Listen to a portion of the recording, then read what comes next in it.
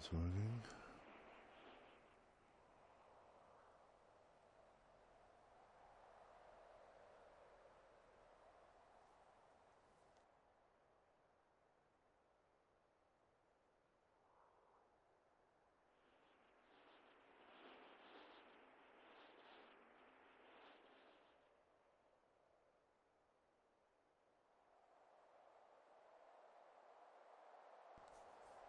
So, I had a request from a viewer, Julia Moreno, to show the creation of a racetrack as I do it from scratch live. So, let's do that. I don't know why he decided to call me Mondeller instead of Mondeller. Leave that out of the equation. So I have a few videos about it, but they're all pretty old. Especially about, also have one about how or why or what to create. And because that will decide what you're gonna have to do and how you will have to do it to get a good result. I like to dive back into history. What did I do?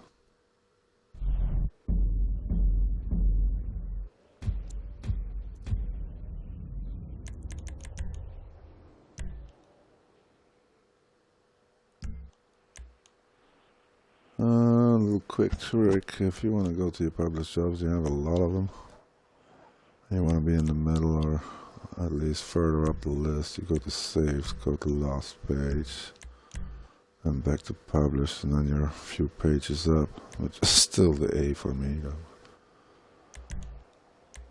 What I would like to do is go back to the early days of GTA racing.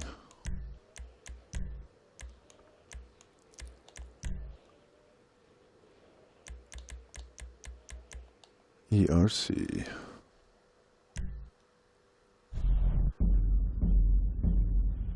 Now, whatever you're gonna make it in the level that you are as a creator. So if you have not a lot of experience, you should keep your expectations not too high. And don't go trying crazy big tracks or crazy elevations, or try to keep it as simple as you can so you got all the props you need.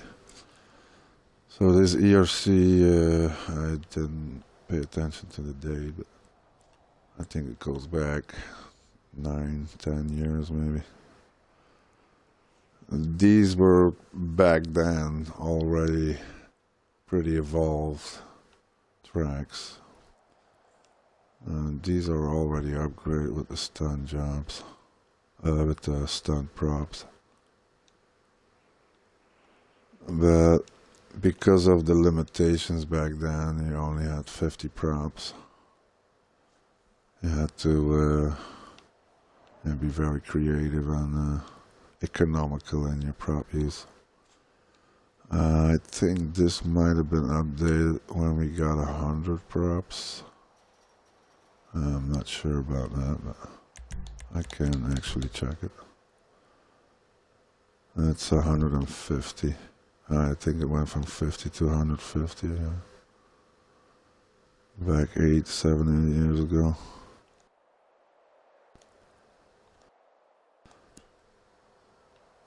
Because it was very early with the stunt props, these flat tracks were very easy to make. Because you already have yeah, your track halfly laid out. As you can see, I just used the lines there. As you can see, the prop placement is very simple. It's not a lot of props that are synced into the map or nothing. They're just placed on the floor.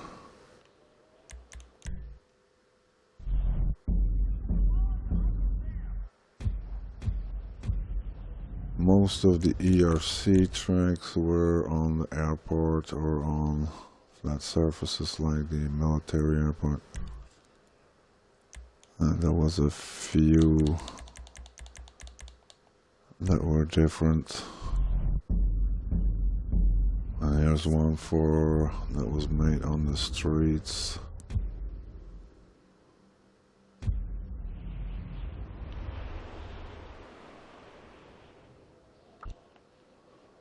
Oh, it's been ages since I've done these.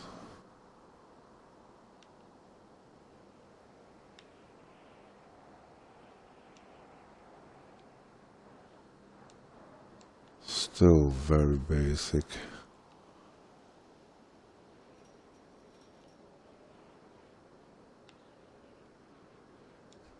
If I have to make it now, I would do a lot of things different. That's a big stadium.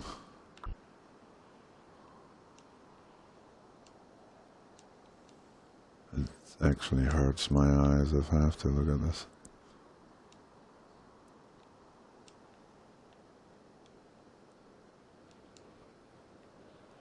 It's a bit bombastic and chaotic.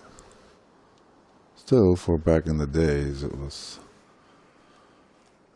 pretty advanced.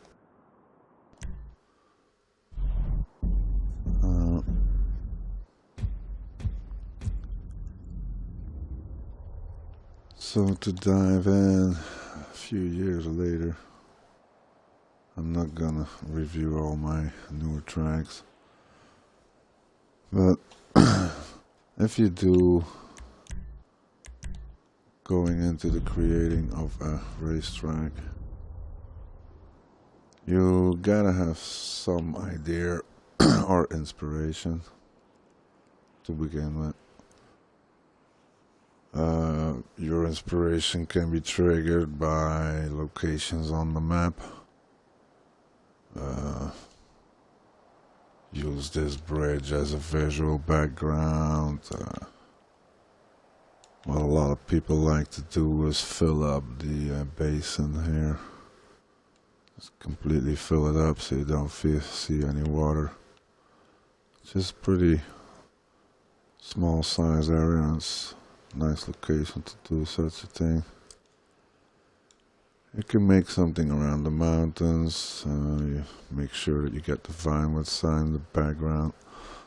So there's all sorts of things in the maps, but you can also get inspired by just the props. And because I've recently, when they added these new up and downs, I did some experimenting with it, but they haven't really satisfied me yet. So I haven't actually finished a track yet using those. But those props were inspiration for just making a track with it. And all the rest is then just comes along with it. So if you don't have a style yet, you can actually do what you want, and your style will develop over time. Now, you can go the stunt way and go the fantasy way and just do whatever you want and use gigantic props and just build tracks like that. But if you want to make a more realistic racing circuit, there's a lot of things that come into that. Because with the stun jobs, of course, you have a lot more freedom. It's a lot easier to place because they often are just sky tracks, not merged into the map.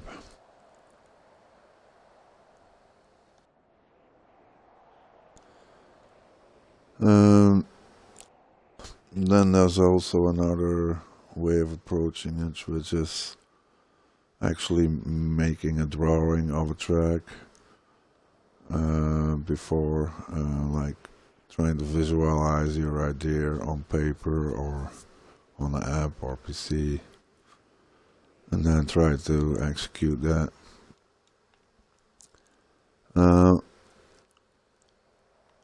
just gonna go into it because otherwise it'll take too long.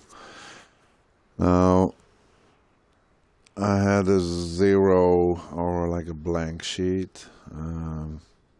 Like I say, you gotta have one spark of inspiration that will point you to where you're gonna do it, or how, or when, or how big, or how small. Now, I was just trying to imagine something, and I wanted to keep it pretty simple, not to make it too difficult. Now, what I envisioned was a track that had a hill, so I don't know if I go for the 30. I wanted it to be a nice hill. These 30 degrees can make you fly though. This might be too much.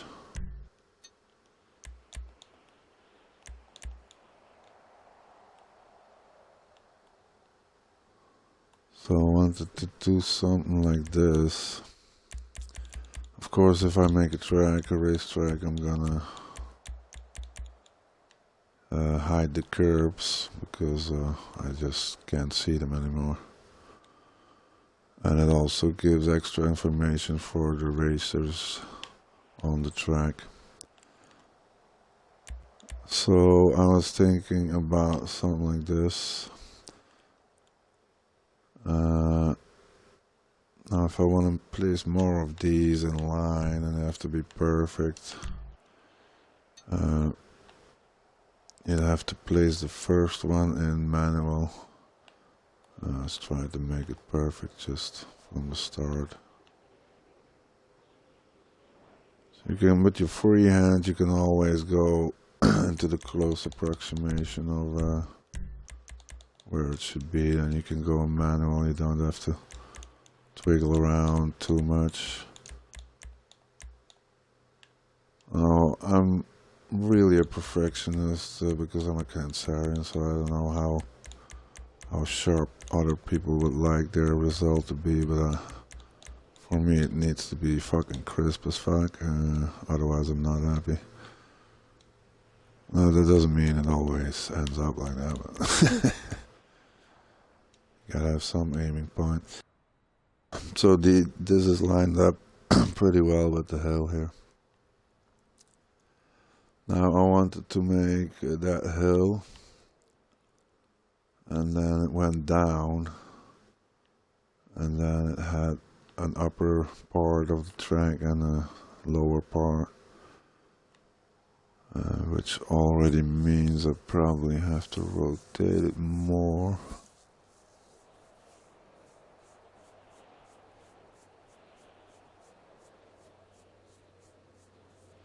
I'll do it in both ways to set an example here. So now I'm in manual here, manual override with the rotation and position, so I just place it. Now I can remove it exactly the same just by picking it up. Now if I pick it up just with A, one tap on A, I can go back into the rotations and shit of this prop without losing the position, because if I press B 2 times, 3 times, it goes back. So nothing to worry. But if I want to copy it, I press A and then I press B, and then I have a copy. So you can already see I can change the color of the copy. You cannot place it here because it's the same location. I'll tell you that. So I just want to move it up and create that hell. So I'm trying to get the most amount of space coverage. So if I do this, I lose prop. So I can cover more space if I get to the ultimate here.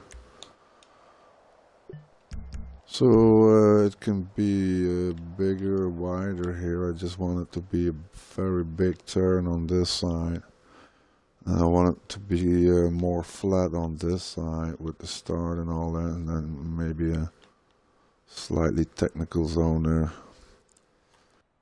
I want to don't make it too big and too difficult, because I want to do the curb coverage and all that. I don't want to make it a 15-hour video. So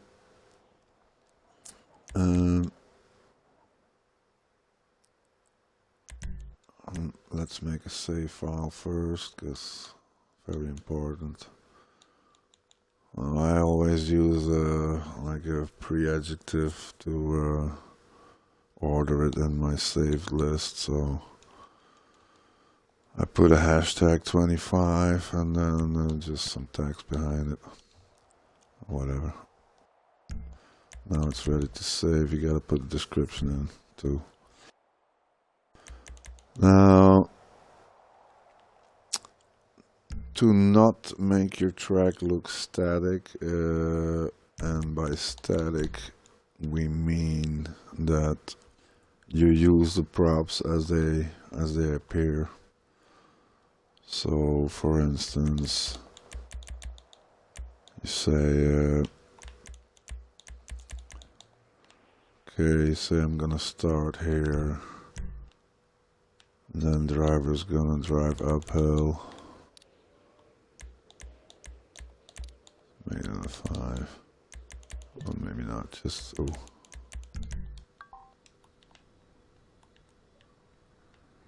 So if you lose your height of your prop here, and you want it back up without zooming out with pressing on your joystick, just move it up another prop, and then it's back on the same level. So static tracks, static use of props is when you just use their, how they look, how they appear, and just do it like this, so you have the full use of the prop. That means it's very predictable in its formation and its shape. I put this here and I say I want a hairpin, big hairpin.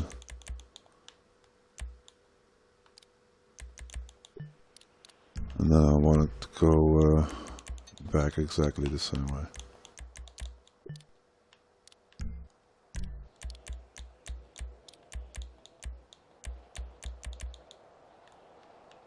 Fifteen. So I like to use different colors, so you see where the props end and start. Go to the up 15 here. You can, I think you can catch the drift here. So this looks very static, as it's very predictable in its shape.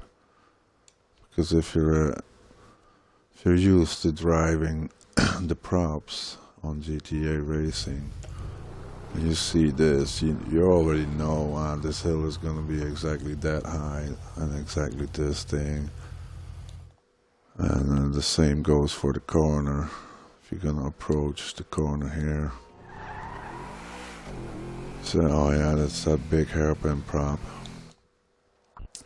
and we can take that at that speed and with this car and blah blah blah. So this is very static. It's very, yeah, just normal how the props are. There's no cutoffs or nothing. Because you might as well do the track and create a corner like this.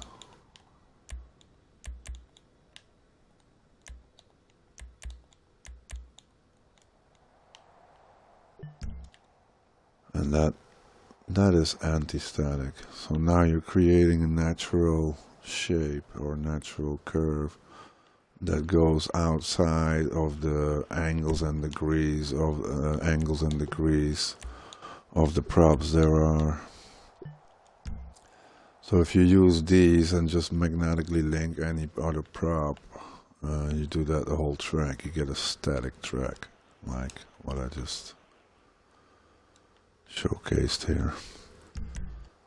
So if you want a natural organic looking track that looks like you made it and not a Rockstar robot AI something, like all the GTA stunt races and many customs, you are gonna try to just make your custom corners and try not to keep it too static.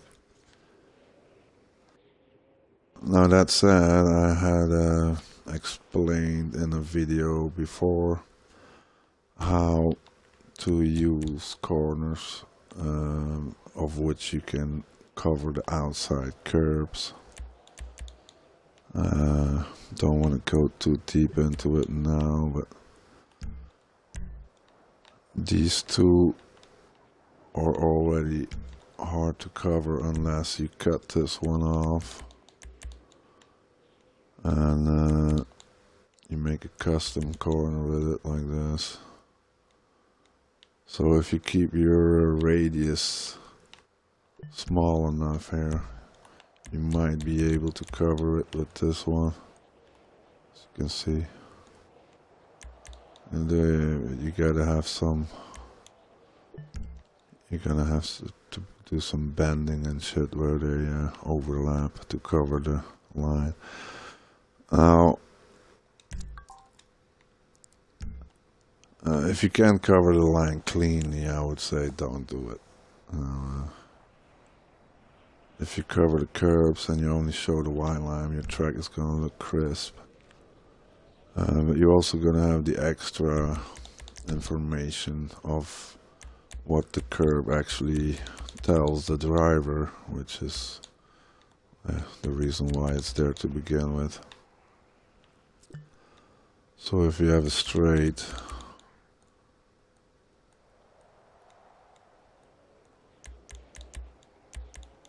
and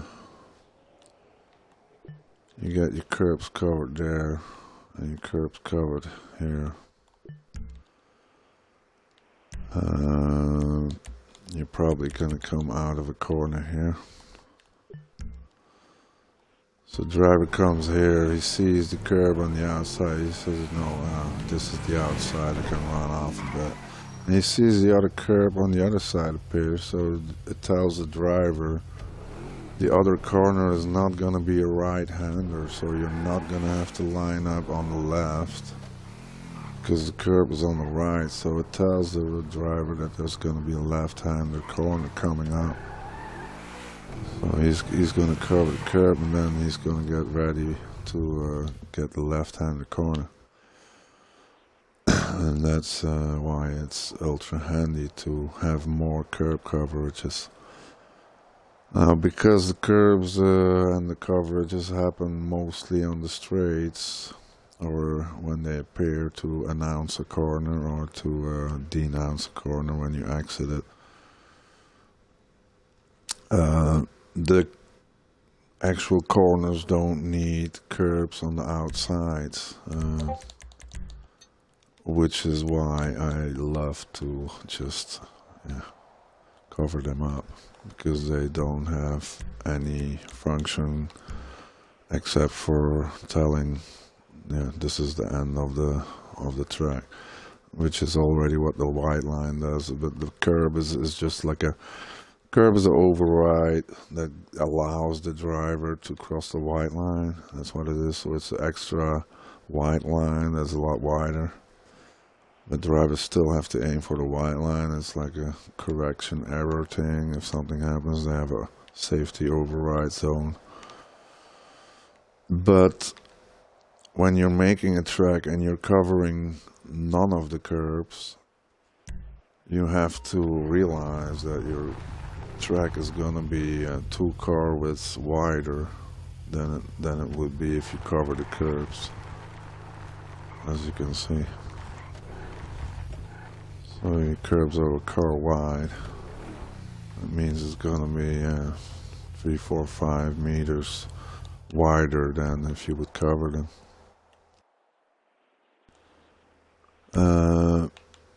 Then also you can cover them with the barriers, and then your track is equally wide if you would just cover the curb. But the difference is the drivers will be a lot further from the wall, because it's a lot more risky if you're driving on track like this with the wall next to it, especially the cars that have some flags on it.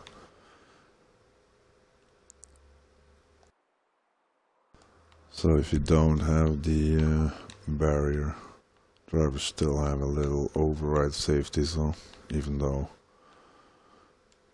crew like us and our activities, we don't allow crossing the white line. We try to keep the rules the same for everyone. Okay, let's dive deep back into the actual track. Now, to not make it static like that,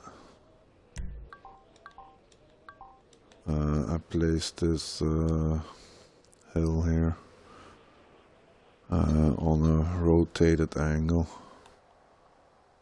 That means if I use now a 5-degree track, wrong side, to level it out again, why does it do that? It's a 15, right?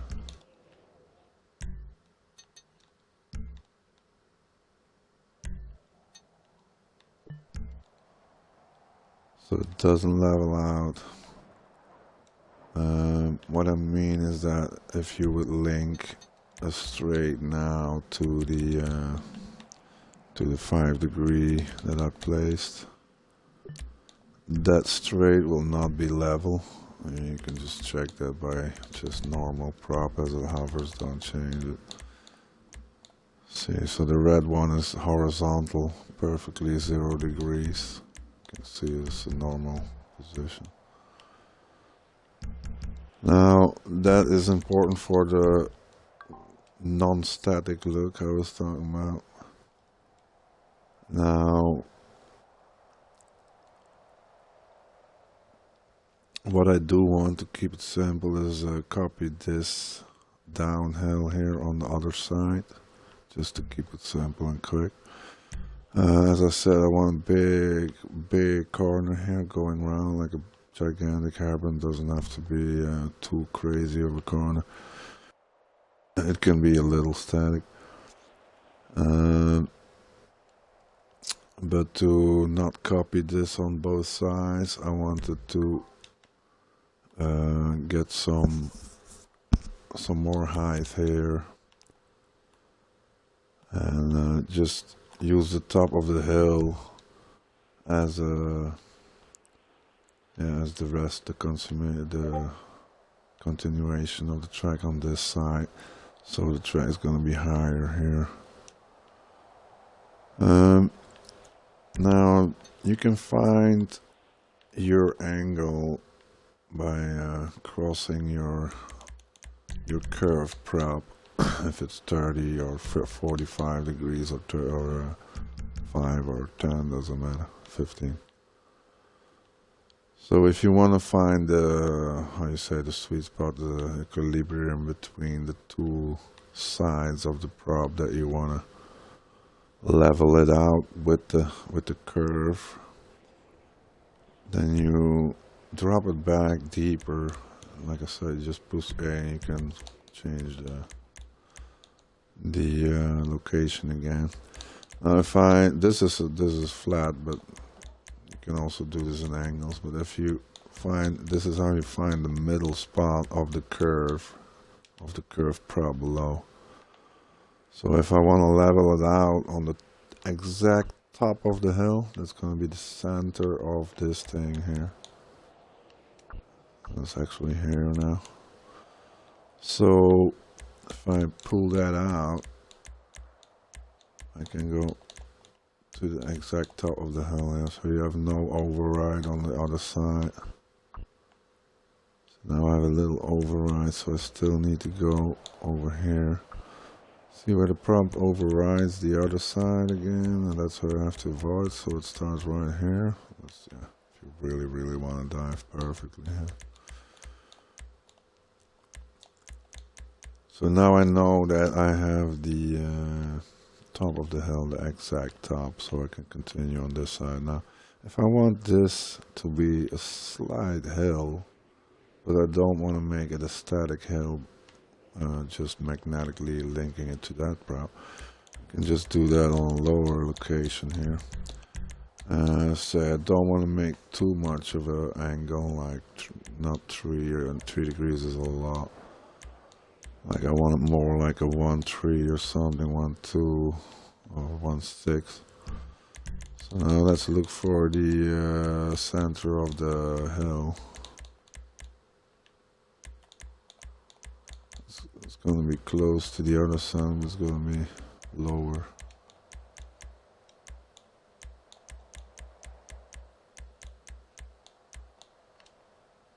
I see it appear, then I move it up. Get to that middle spot here.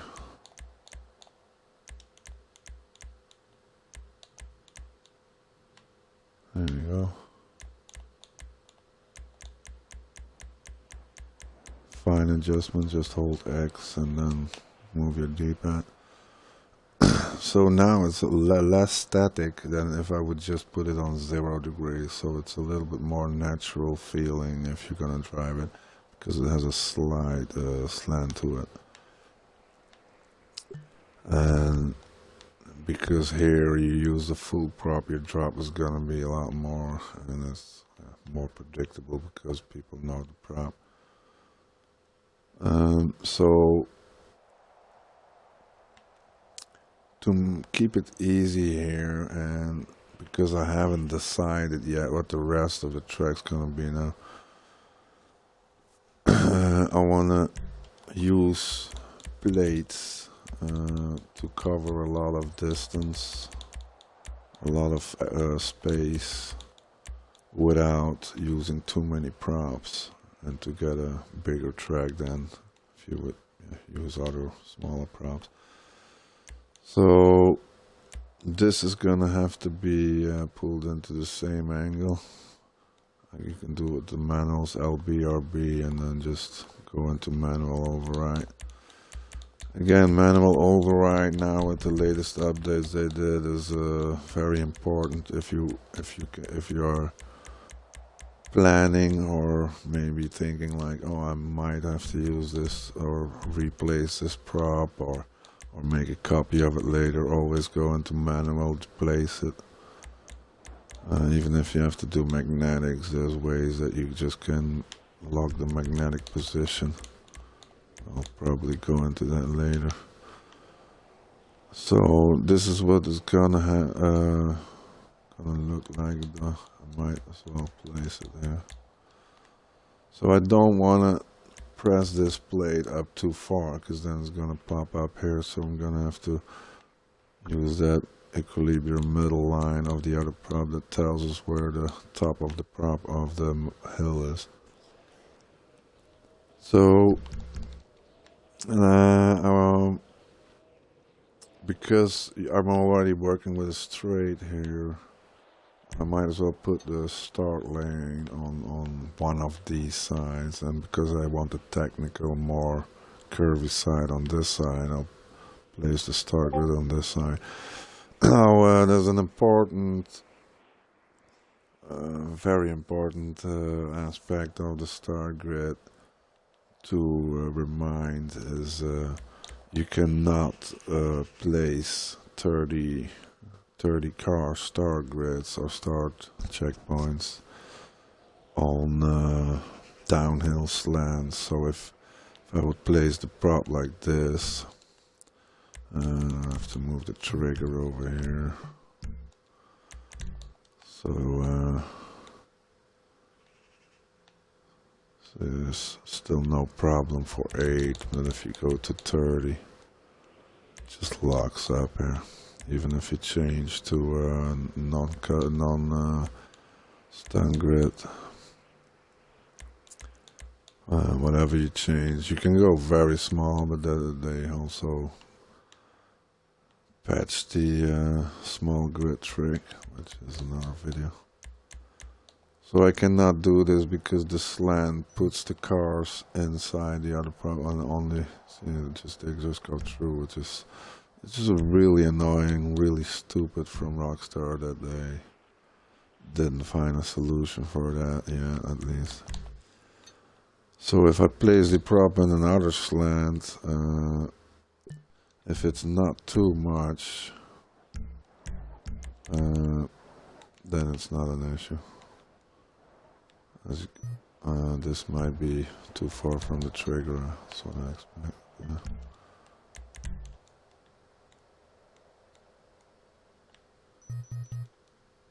See, it's already too much of a slant, and you can actually check out the degrees. You just take the prop, you don't have to lock position and go to the thing. It's already 2.4 degrees, so that's not a lot. And it's just really stupid that Rockstar is not allowing us to place a start grid just easily on. Now there is some tricks, you can put some double rows so it gets shorter. That's no problem, but of course that's not how it should be.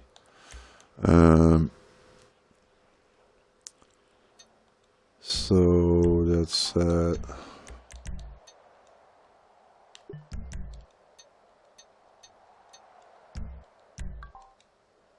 stuck in a little loop there.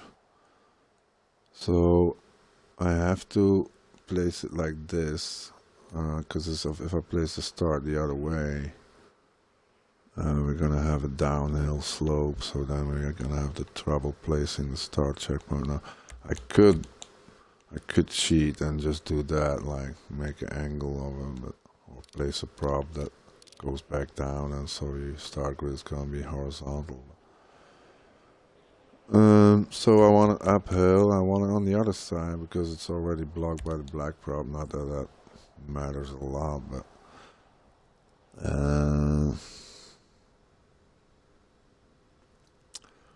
well, technically I might as well explain that while I'm at it. So choosing the side of the pit is important if you're taking into account what the other sides of the start grid prop are gonna do. So here it's not big of a problem because the streak keeps going on here. But if there, for example, would be a corner here,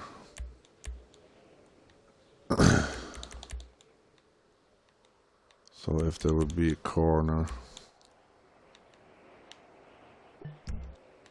and so players that are racing are coming onto the straight, and to go for the next corner they're gonna look for the outside to get the best momentum and best space to turn in, And as you can see, your line is going to cross the pit exit as they're going to turn into the apex and get back to the outside of the exit. So it's always outside, inside, outside. Now, to prevent crashes from happening when people are exiting the pit, the tracks are often designed that way that the exit is not coming out on the racing line. So if you put the pit on the right side, you don't have that issue. So the driver comes out now, and you can just keep the inside line, while a driver with a lot more speed and momentum coming from his fast laps already can just keep on the outside and will have the overtake and continue his race. So that's something you have to take into account if you're placing your pit stop, if it's left or right, if you're already using one, because of course they're not mandatory. And they're not always easy to use in a race, because that's like we do it. We put the health symbols where you can fix your car. But then you have to do it in GTA mode. Then it's going to be harder to do it with randoms, because they will start shooting and using weapons, which Rockstar still hasn't found a solution for, really, you know.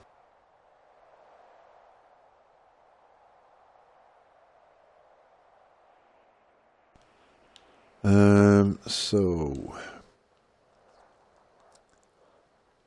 what is gonna happen here if I'm gonna have a corner here?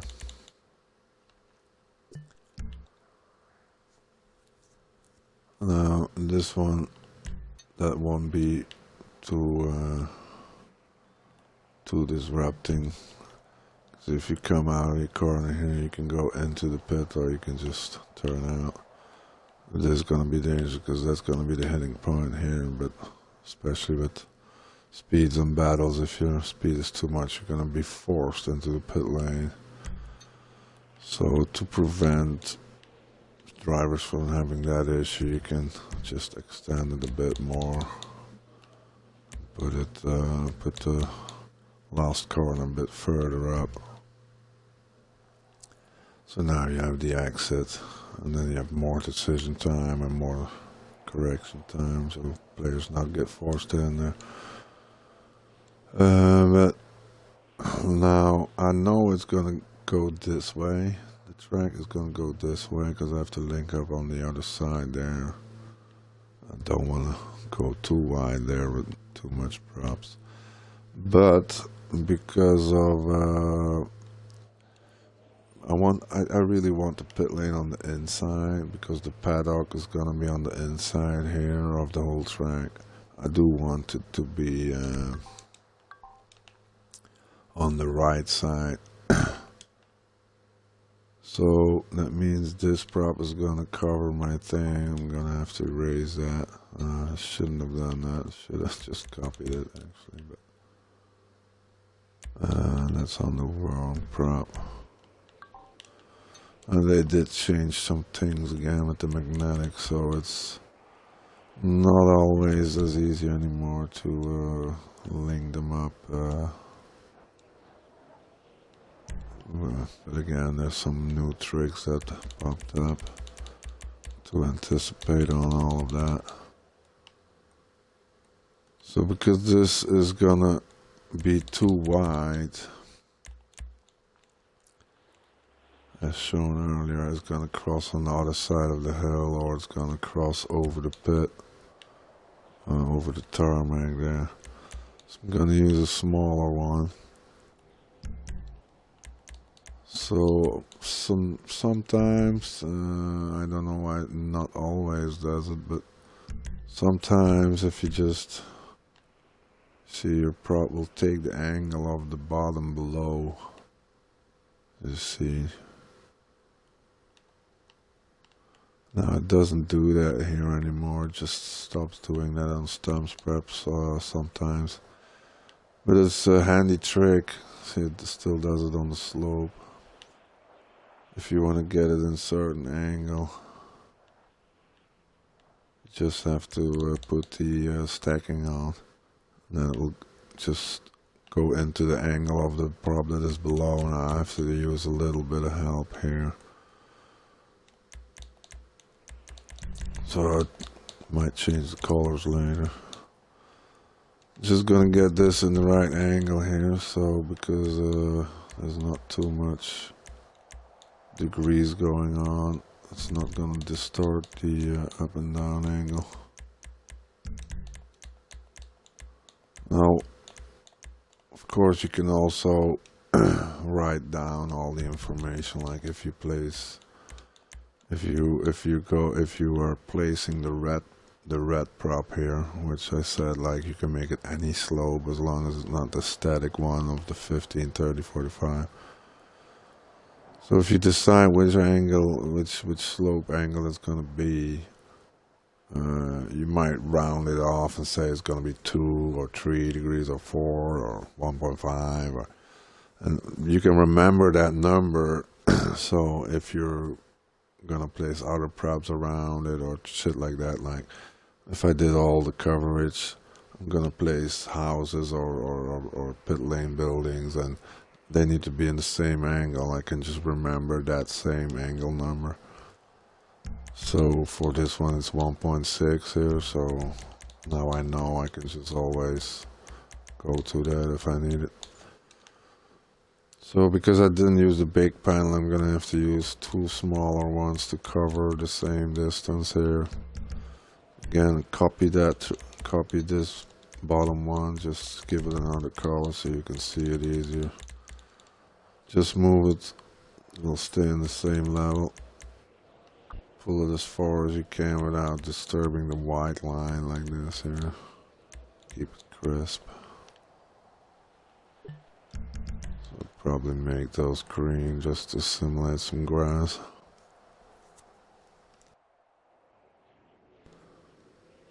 So as long as I don't have a corner coming up, I can cover all the curbs. And of course the straights are covered up the easiest. Now if I'm working aside a mountain or something like that, or I don't want the outside to be covered by a prop as wide as this, you can go into the smaller props.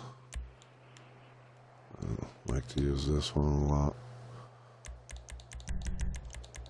So what it does is it gives you less room, so it's going to be more cozy. It's going to be more cozy feel, less too much space kind of a thing. So you can fill that up with, for example, barriers or bleachers, standings, anything like that, or both. You know. Just giving examples quickly now. You can put some stands in it, yeah.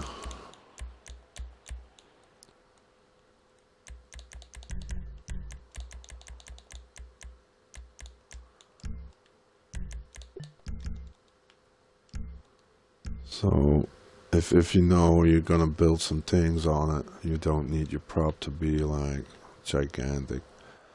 But then again, if you're working on a straight like I'm doing now, it will cover a lot more space and curb by using one gigantic plate. So if I would use this one, yeah, I'm gonna have to use 50 of them to cover the whole straight. So it's not gonna be economical prop use. So you're gonna lose a lot of props on something that you don't have to actually lose it on. Because if I place this big plate here, there's gonna be one prop that covers the distance that 50 props would. And as I said, if you want to plan placing some buildings here anyway, can I just slide it out? I see. So as long as if I make a gigantic tribune here, it doesn't even matter if the plate is too wide or if it's sticking out, because nobody's gonna see it anyway. Now this coverage with these plates I do use when I make like a bridge, and I don't want the bridge to be too wide. So if I do that and I say I want to shit.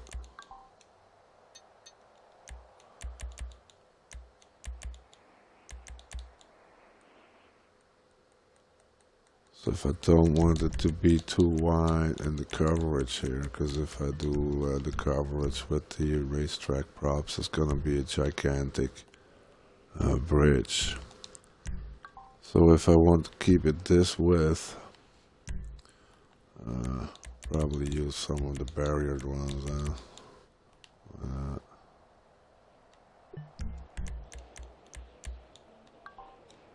So even if you can make a track that goes round, goes over the other one. If might as well just be a bridge that people can just go into the paddock like that. So, but if it's part of the racetrack and you have like an overlay of your track that goes in some kind of H shape or something, and you say, I do want to cover the curbs on this bridge part, you can use these ones or twos. Go 3 are already pretty wide. So that's simple placement. This would be simple placement when you get a gigantic curb, which is good if you're making a city. You can make high curbs, it's no issue. Again, it all depends on the theme that you start with. So you're the creator, you decide what the theme's gonna be, how it's gonna look, so you're pretty free in that case. So this is easy coverage. You can line it up, you can make it perfect with the line, or you can give some extra space as long as you don't see the curves, because it's going to be boring if you have 4,000 tracks all showing the same thing. Now this is easy one, it's going to be fast. I'm going to place it and you can just link the rest of it magnetically. Easy. Don't want to be too hasty, but you get the point. Now what you can also do is use the angle of the curb. So then you're gonna have to find it, you have to level it up until it, see now it's higher on the outside. I know that the angle is too high, and when it pops up on the inside I know it's too low. So then you just have to find the sweet spot.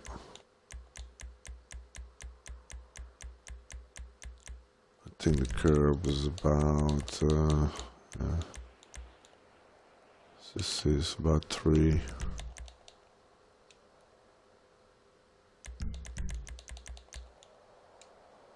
So what happens then is that because I angled it with the curb, the sharpness of the low end will be a lot sharper, because if you just make it 0 degrees level, you can see that the edge is a lot higher. So to get more crispness, you can angle those, and you can of course also do that to the sides of the track where you have your bigger panels here.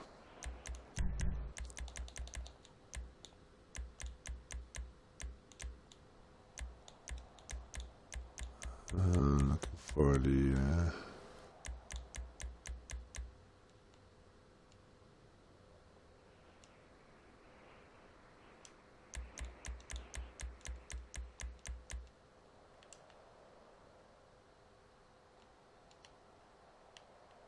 so I know I'm gonna have to cover this one too with a prop like that, so as long as I cover that bit, it's gonna be good.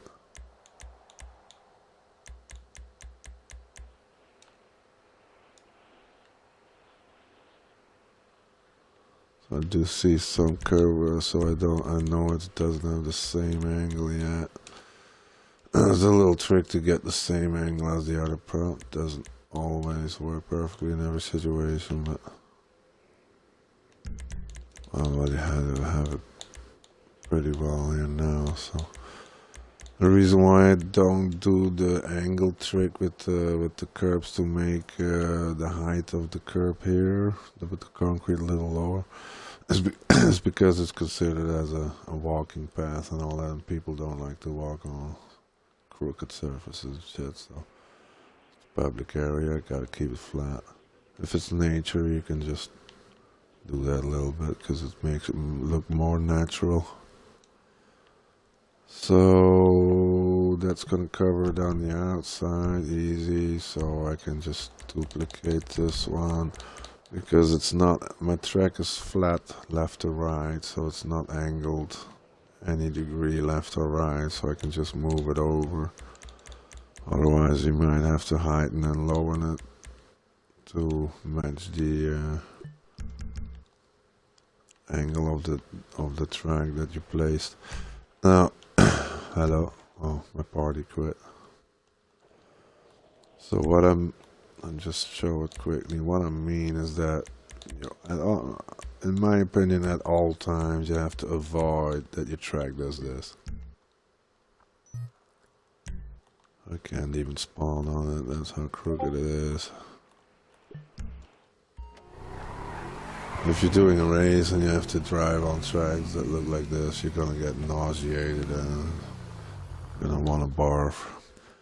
Unless, of course, you're doing an oval race and you have a bank corner that goes inwards.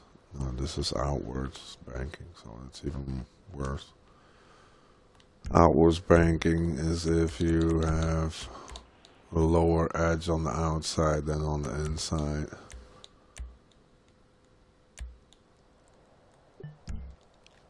So, of course, you're gonna have to use a corner. Just roughly giving a quick example here. But if you have to do this, it's gonna it's gonna be nauseating. Yeah.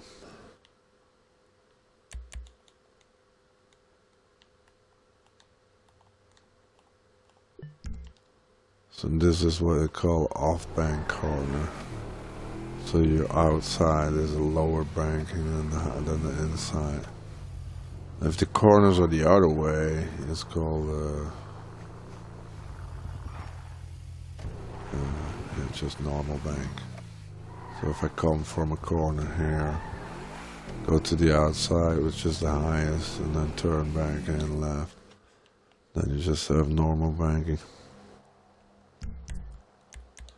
Now you can make some nice corners with off banking that make it really look natural and really make it look characteristic, but it takes a lot of props to pull it off. There's some tricks for it, but that's just for another video because it's pretty complicated.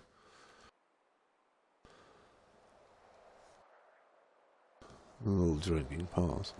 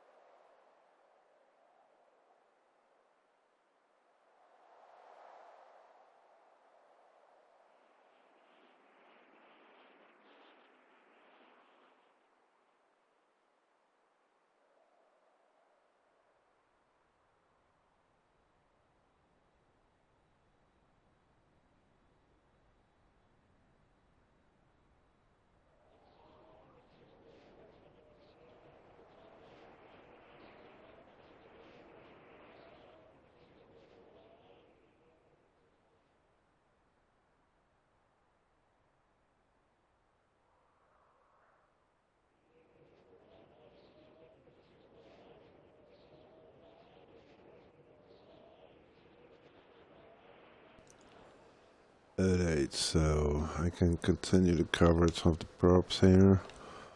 Now what you do want to avoid is covering all the props before your track is finished, because you do want to know what your original track layout is going to be like before getting into the details and shit. Like, I don't have to place the bleachers yet.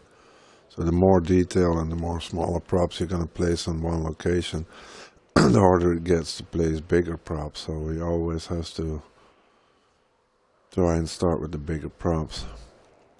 Now I always make sure I have my whole layout of the track. Then I go cover the curves, the outsides and all that. Now I just show you where to start, how to start. Now you can also just start with your start grid. Then you start from there and go make it up there. See how that fits. But like I said, I started from the idea concept that I would have a hill here. And that hill was my starting point. So the rest of the track is actually formed up to the location of where the hill is and how the hill's gonna turn out here. So what my vision was, no immediate turn in the neighborhood here. My vision was so using the big props here, maybe even an elongation in between with one of these that would make it a different angle when it comes back up here. So that's gonna be more tricky. I might just use one of these to keep it, again, it's more static then, but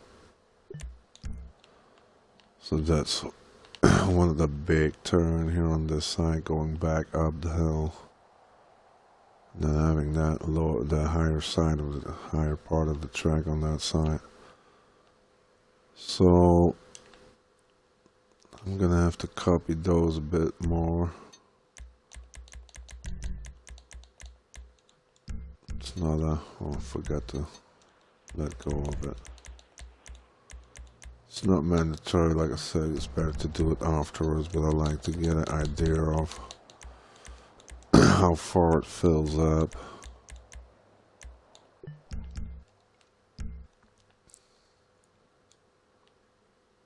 So I might just keep it big happen like this. So it's, again, it's going to be static, but I like this just for the example here, and I do like to finish it. So we're gonna have a problem with the angle here because like I said, it's not gonna level out because we didn't do it like that. If you start out your prop location on 0 degrees and you hook up the opposite angle, it's gonna end at 0 degrees. So to prevent me from suffering with the corner, I'm gonna erase these quickly. Now I can say that I'm gonna do it like this. I'm looking at the red and white curves where they link up now, so there's an equal space here. Again, I had to go into manual override so I can adjust it later or copy it. So now I see I don't have the right angle at all for the corner, but you can make it less static like that. If I just sink it in now, use the, so now I have a little kink in it here. It's just not how I would like it. I would like it to link up over here, then your kink is gone. But to prevent me from having to do the technique where you use the corner to level it out,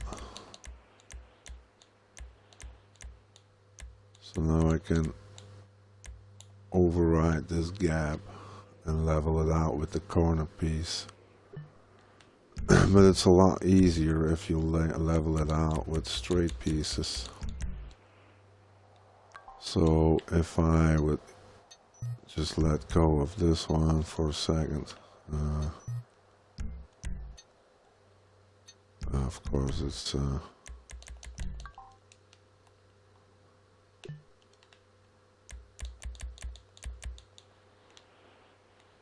I'm just gonna use this one, trying to get it in the same angle.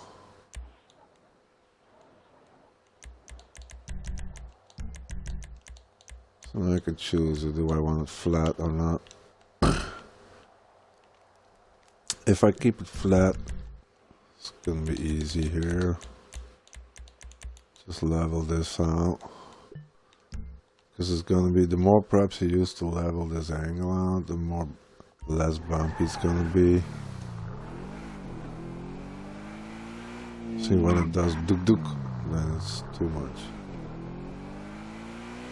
Duk duk, duk duk. See, that's too much, so I need more props to level it out. Now, it's easy to level the straights out, but I'm gonna have, I'm not gonna have an issue, but if I'm gonna link my corner piece, of course I place it here to link it up again. So I can just link this magnetically.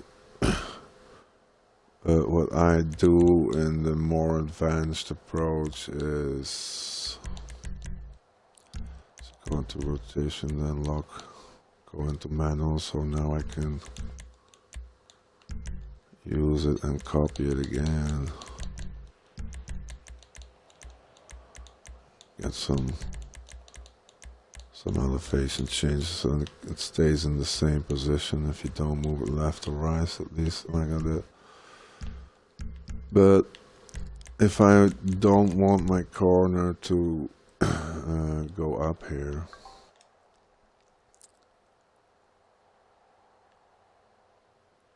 and I want this one to be flat,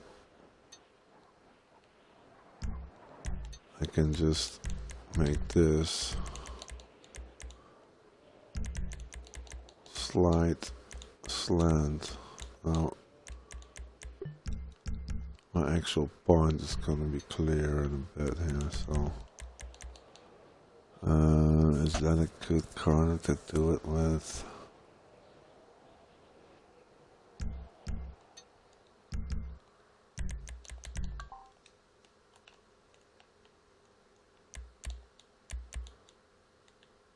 So I'm going to use a corner here.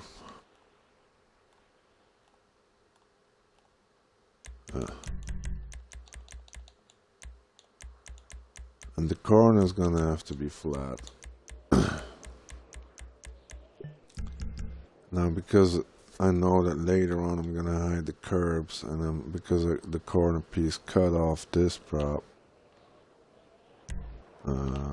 that's actually only important what you use the up and downs actually, but I can show the example here.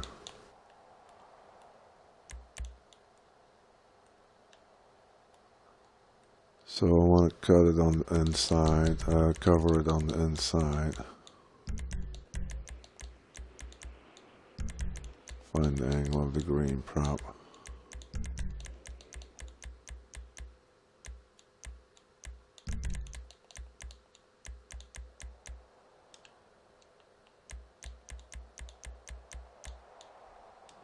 See, now it does this.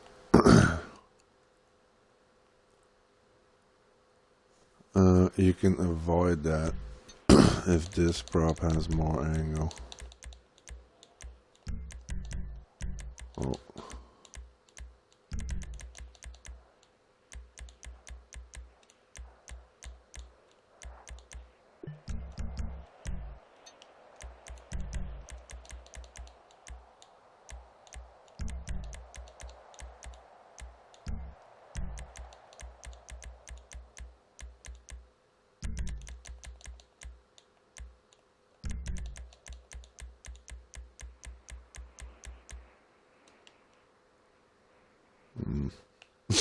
Still there. That's a lot less now. That's why I said it's really important when you're using these ones. So I actually should have done the example on this side here. This is by cutting off the props that you're gonna have trouble when you're using the opposite angle on the inside here. So if you have a lot of space left, you can move it over and stick it on the rest of the props, but because this is a hill, you cannot move this up too much or it's gonna stick out here. So you need to take that into account when you're gonna decide where are you gonna cut off the downhill here. And again, if you just link it here, it's going to be very static. So I do want it to have an overlap, and again, if you link it here, it's going to be off banking because the prop is not level. So I'm gonna use a little bit of straights here to give it a little bit of extra room to level out.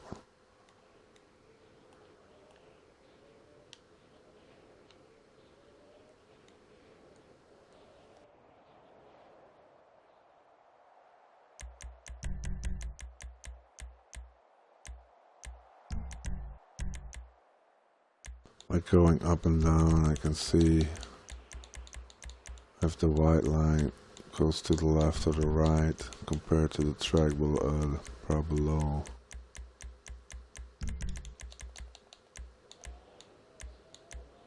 Now it's more similar. But it has to be exactly the same angle. So what I'm doing is I'm picking up and dropping this prop and then go to the strays, and then you have exactly the same angle. So now it's exactly in the same straight.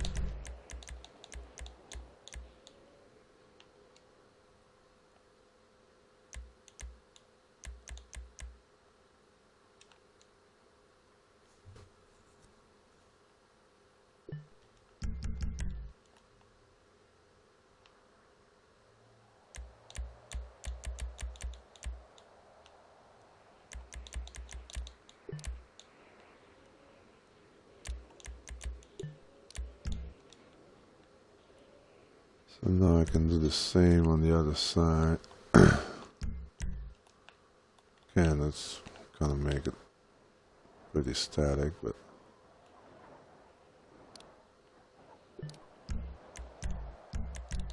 I do have some tracks that are very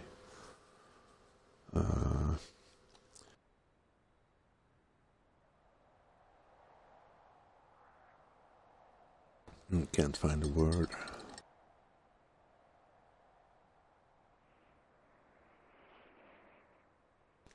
The word when it's on two sides the same thing.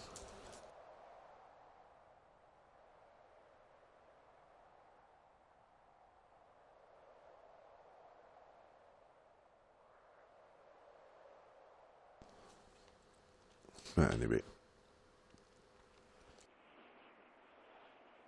Again, my main trajectory was this hill here. So because it's the same, oh, I didn't place this manually. That's an issue.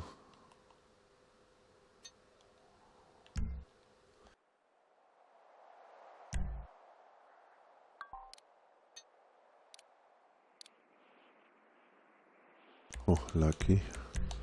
So go into rotation, lock rotation, exit rotation, go to position, lock position. Now I don't have to move it, I just have to place it. Now it's placed manually.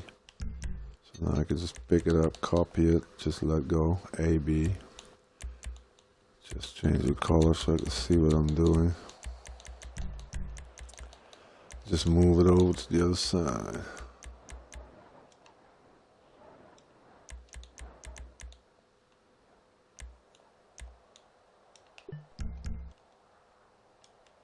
Don't worry about the coverage later. So now we know it should match up. Select, let it drop. I should be able to do this magnetically.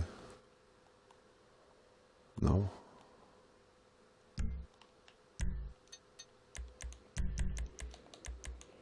Oh, I deselected the location. Oh no, it's not placed. It's not placed manually.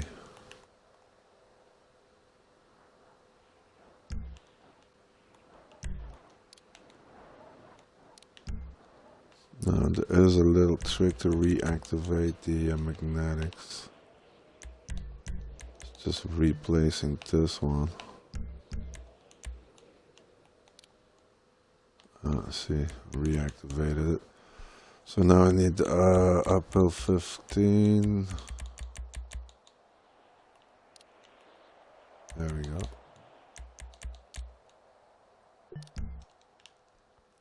So this should work. Switch off magnetics.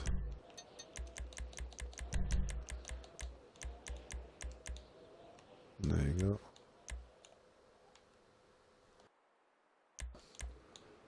It's static, but it's very economical. I can just cover the hole.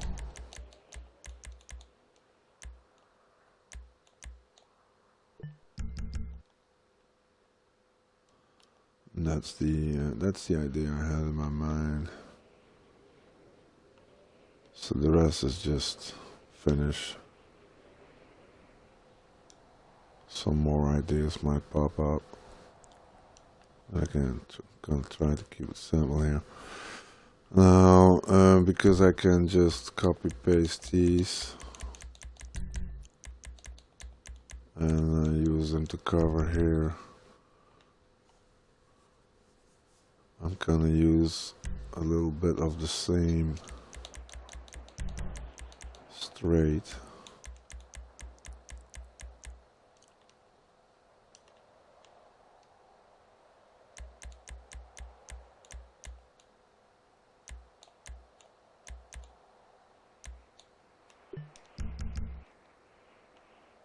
Now I get easy cover of the curb. And here I'm gonna make my technical, more curvy section. But this is slanted, so it's not horizontal, as you can check.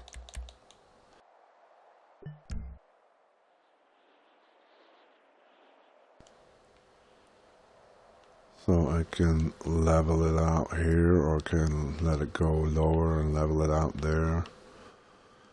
Of course, you can do your design in both ways. You can work from the start and work your way up around and finish there, or you can say like, first I want to see this part, and then I know what I'm gonna do here to link it up.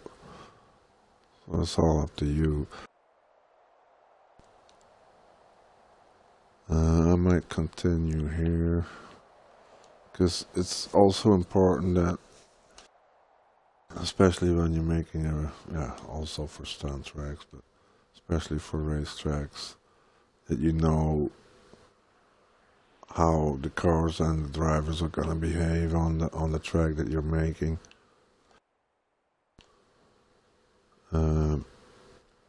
So I already know they're gonna go outside, inside, outside, here, speed. So I'm gonna lower the speed here with the technical zones. That's where you're really gonna have to wanna figure out where the drivers are gonna be and how they're gonna drive at which speeds and shit. It's often very important when you have like a hill. Now this hill is not going to be too much of an issue. very gradual.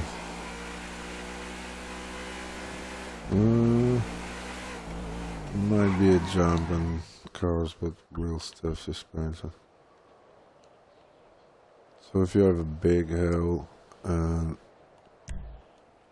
let's exaggerate for a quick second here.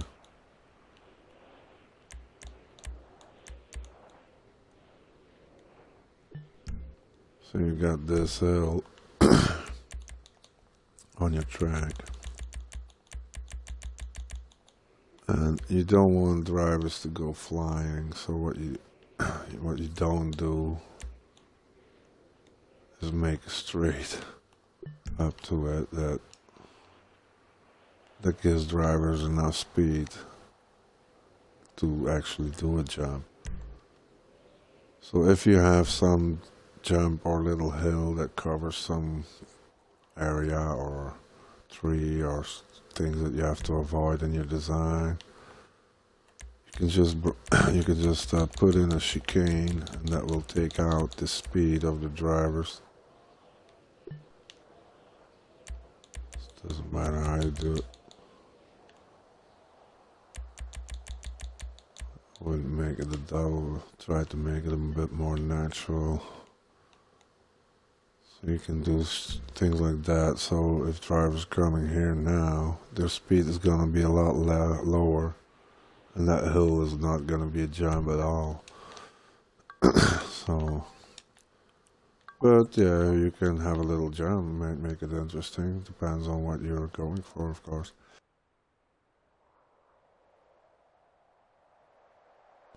Sometimes you make a replica and then there's a jump that you didn't anticipate for, and then you have to do it again.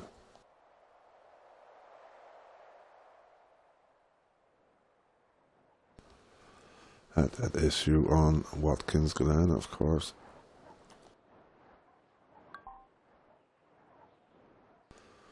So the track is going down. With the curb coverage in mind, I'm not going to use that. You're only going to use this. Not that one, not that one, not that one, not that one. This, and this, and this. I explained in my curb coverage video that if I want to use a 30, which you cannot cover with another prop outside, I'm gonna use the big one, and then I just cut it off where I want, so it's not gonna be too much of a difference. So if I want that same angle here, I can just go into here.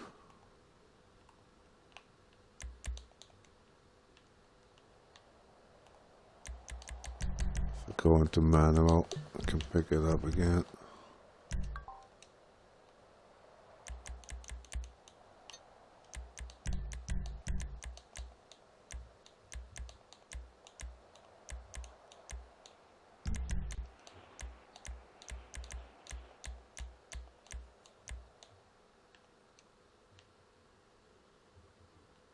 So now I got the same, somewhat, still. If I want the exit to be the same, just move it up a bit here. Find where it links up, it's right here. Now if I rotate world, it's going to be crooked a bit because I'm not working on a level. It's not 0 degrees. So I'm going into local, so the axle will stay parallel with the prop's position.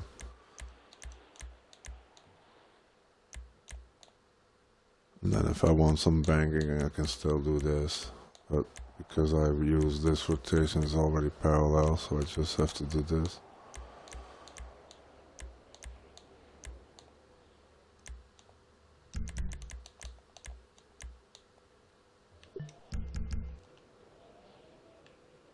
So now I'm not creating the static thing of this prop here, of this, using that complete prop and breaking it off, which you kind of have the static feel of this prop. But just to show what the options are, I'll leave this. I can use it as a cover example.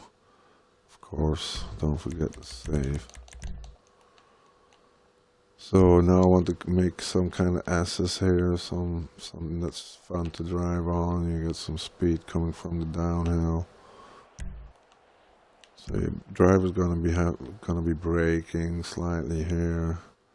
It's gonna cut here and cut again to the left, probably. So I want it to be a pretty good corner. Don't want it to be too soft like this. So I'm going to go for the 30 again, for the XL again here. I'm gonna try to place that manual. On local it always snaps out of position, so snap back to world, deactivate, reactivate, go back, position, lock. So now I can take the banking out of the corner that it created, because you're going in all sorts of different angles and degrees with the corners. So copy it. I go into rotation. Now I can see what the prop actually was in. It was 0.5, 0.7, and 1 degree. So I'm gonna put it back on 0. Then I see what the level is. So this is the level. It might be nice. You're coming down, and then the corners, the S's end up in the level. So I might decide to keep that. Where is it gonna start? The level is gonna start here, or is it gonna start lower? I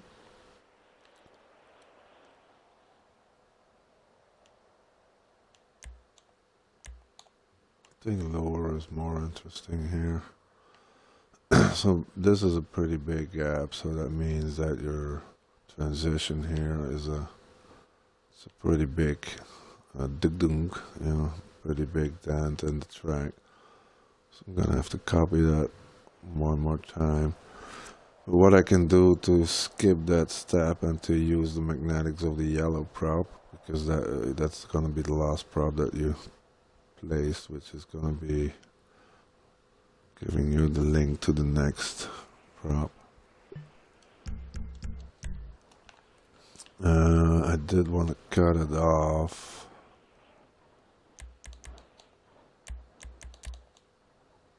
Just maybe do that. This gives the example of the magnetic hook now. See, put it in override. Because now I'm gonna override it again, so I'm gonna cover this later. So I'm gonna cut that one off, but I'm gonna check the rotation. Oh yeah, it's a 0-1, of course. Then we're not gonna do that. I might wanna cut it off like this here. See what the race line is, so it's not too straight, because you're gonna have to let open the, you don't have to, you can cover the insides too, but if you leave the inside curves open, that's gonna be slider straight than if you just have the tarmac.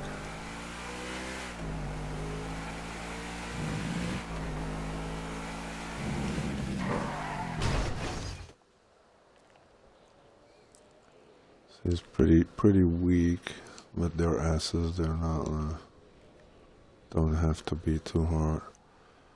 I might consider continuing that one a bit though.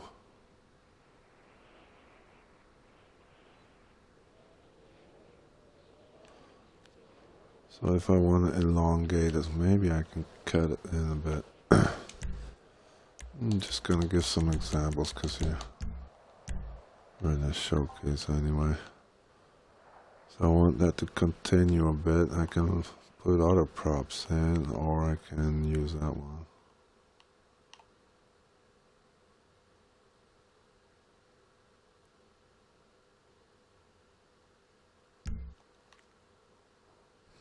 I'm gonna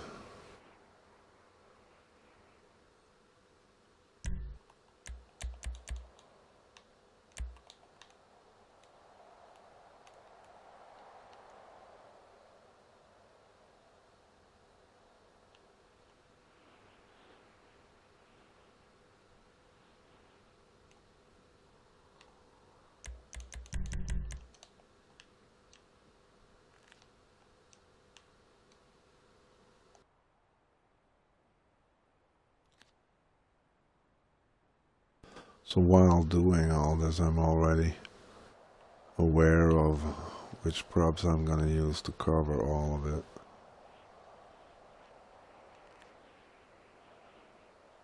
This might look good. See, the start is going way low there. So this might be gonna have to go down again here. I'm at 47 props at the moment, so I would like to definitely keep it around 100 for the first. Preferably lower, because you have 200, a limit of 200 racetrack props, and those include everything that's in stunt track with barriers, and stunt racetrack. So those are all considered racetrack props, and you can only use 200 of them. So if you make a track that has 100 props, you're gonna not be able to cover it with the other 100 props. So as long as you have a lot of straights that you can cover with panels, they're not gonna count as racetrack props. But for example, if you use a lot of elevation, you're gonna have to use these to cover the curbs, if you want to cover the curbs, of course.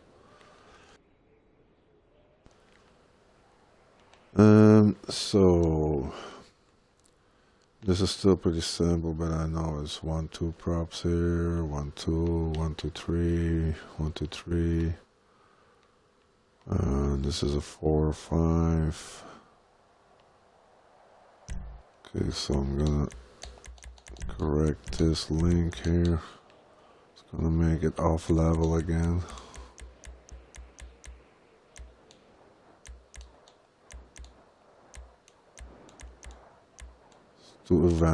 To prevent that overlapping there, I'm gonna have to exaggerate it a bit. This is better.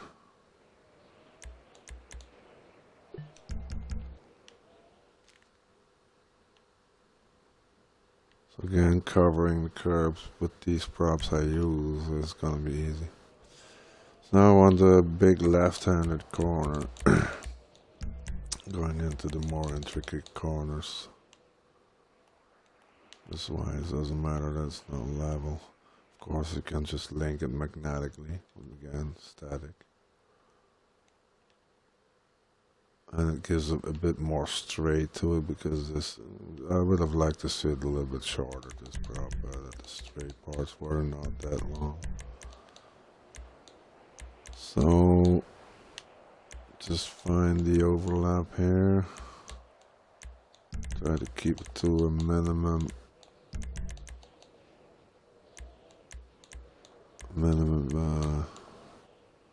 difference of angle, like that, straight to be underneath. I can move it in as far as I want it. If I want it here, then I just have to level it up a bit. I just have to rotate it. I do want it on the end here a bit, so don't have that issue. And again, if I cover the curbs on the inside, it's going to overlap, so take that into account. Now, if I use the same prop to cover the curb on the inside, is no issue. On the outside, it's going to be shorter, because the inside radius is smaller, so you're going to have less distance. And I can use the prop I use for this yellow. It's gonna overlap a little bit here, so I can make up for that space that I lose. So as long as it's not too far away here is good. What I also can't do is make it too short, because then it's going to overlap with that hairpin corner. So think about here is about right.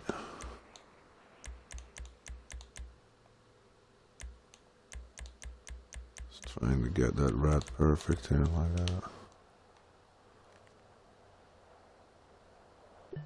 So now this is manual override, so I can just copy, let go, check the angle here. If I put it on 0, get this. So I might want to level it out on this side without the prop popping up on that side. So I'm gonna put it higher. Then look which angle I have to correct for. If I switch on local, I see the arrows. So now I know I have to go down on that side. But then you're gonna have that banking on the outside. I don't want the banking on the outside.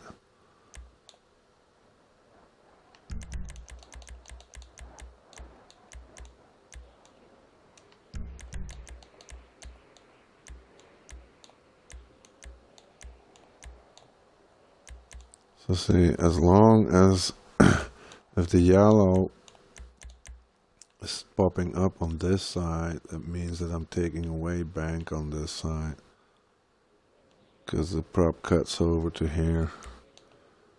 If I do this, then the banking goes to the outside, as you can see.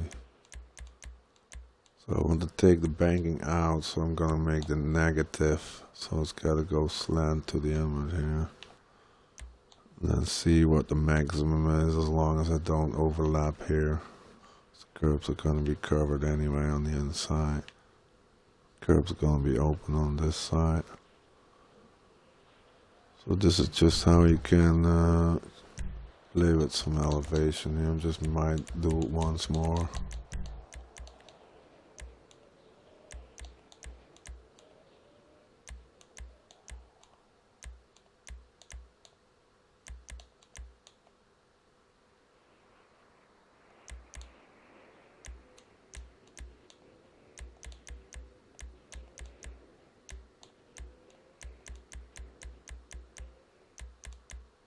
No.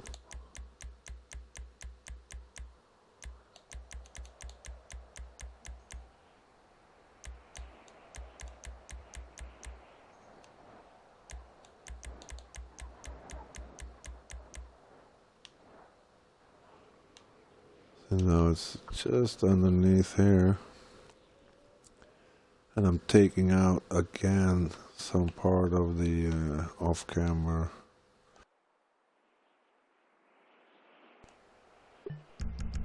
You can see the slants going inward here, so the inside is coming up, outside is going down.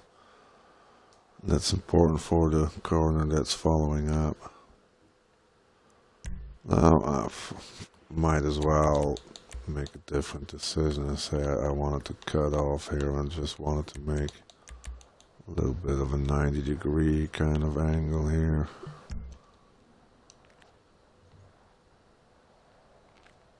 You can do whatever you want. I might cut it off a bit, but I do want to use those transitions that I just made, so might go for a natural corner here.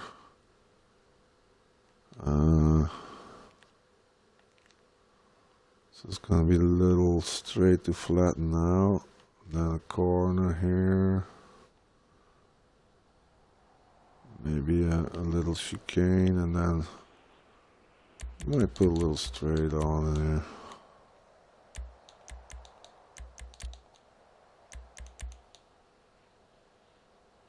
Do I have to change the angle? Keep it simple. So always make sure if you're making a racing circuit of a track that it's not too curvy, like using 200 of these going left, right, which is actually straight or something like that. Don't want to make it too big. You want to give the driver some experience of different corners. That's where the static kind of fails at. So do I want the next one to be tight or not? So speed, speed, speed, and here less speed, brake, back to speed, back to brake, technical. So also take into account what the driver is doing, steering left, steering right. If you have to steer right 8 times back to back, that's going to be very annoying if you do the track 20 times. All little things just take into account. So I wanted to have something like this. I can't cover the props on the outside of this, but you can have one corner that doesn't have that. But I might do it the other way with this one. See if I link it up, how big would the panel be? If I want to cover that curve up, that's gonna decide. See, this one is too big. I'm gonna have to show the curb on the outside of that green corner. So this is gonna glimpse underneath there. Or I might go for the smaller one.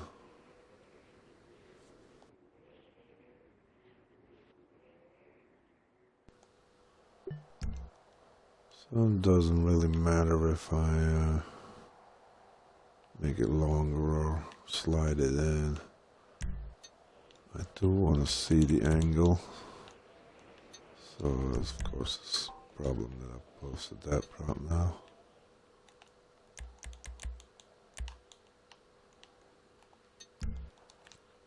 Always issues with that thing. Can I place that?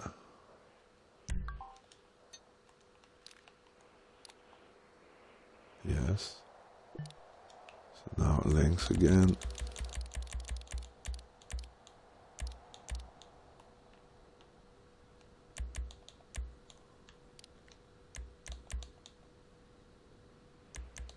Now go rotation, that's on local, so it doesn't stay in position. Switch to world, deactivate, reactivate. Let go, go to position, lock position. Oh shit, okay, nothing happened. So now I can check, it's not level, it's 1.2, 0.1, 0.3. That's not too bad. I do have to go down here, so I don't want this to be the same corner, so I'll place this, copy it.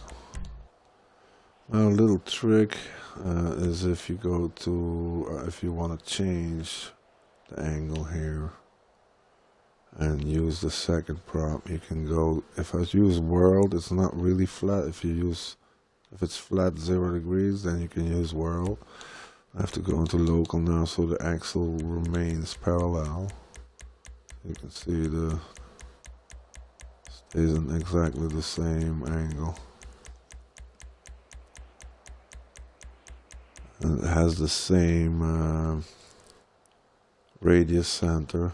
So now you can decide where the exit is gonna change to. So I kind of want it slightly off 90 degrees, a little bit sharper like that. So now I can use the other axles to pop it up. So I just have to move some slight adjustment here to match the white lines.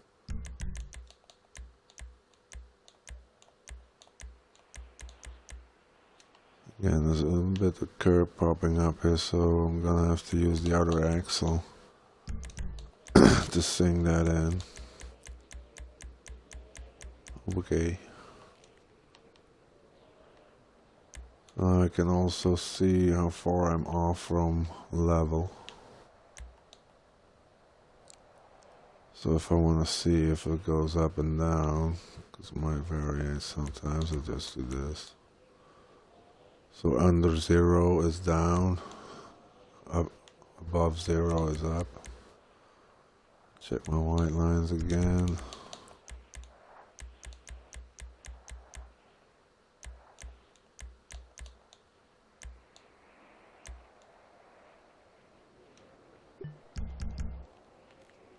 So let's go slightly up, and it has a slight slant.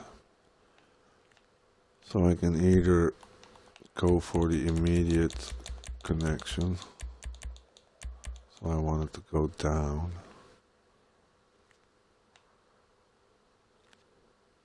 Pretty considerable amount. 15. Well, maybe it's not necessary.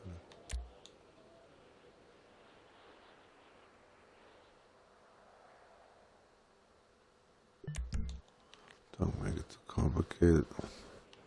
So if I want to see what the level is with the where the start is going, I just use some big panels or like the landing strip or the start grids. See where the bottom is here. Give it a flashy color. Red is always the one for me here. So now I can see where it ends up. So how low I have to go to be able to end up there.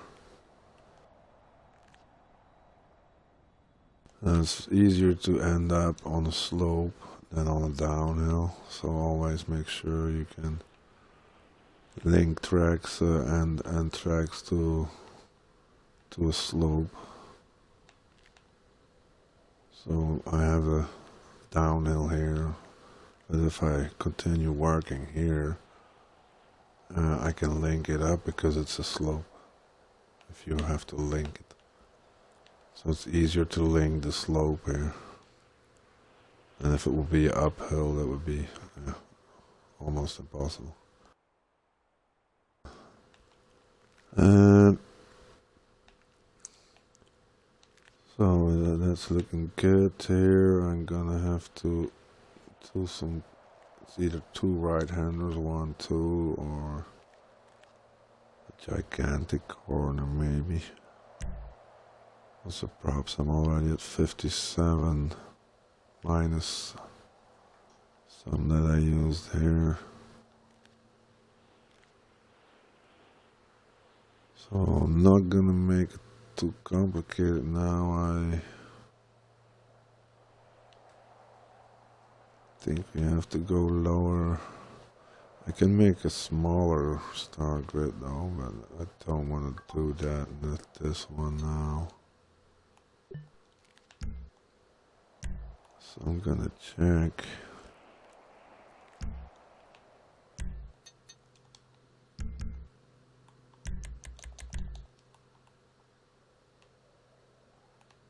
So don't need much to level it out. I can correct that in a bit there. I'm just gonna angle this prop slightly and then I can correct for it with the other ones here.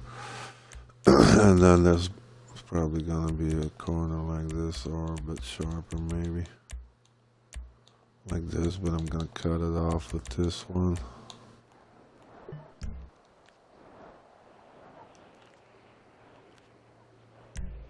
See where we're at now.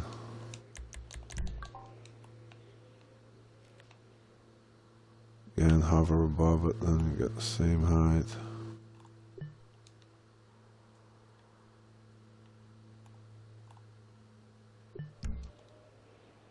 Now I know where I kind of have to be. That's pretty good.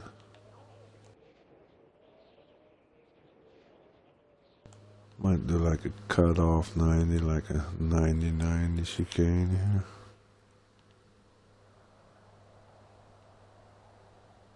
Then keep the last corner simple, or do I want to cut off here? So the drivers are more stacked together here.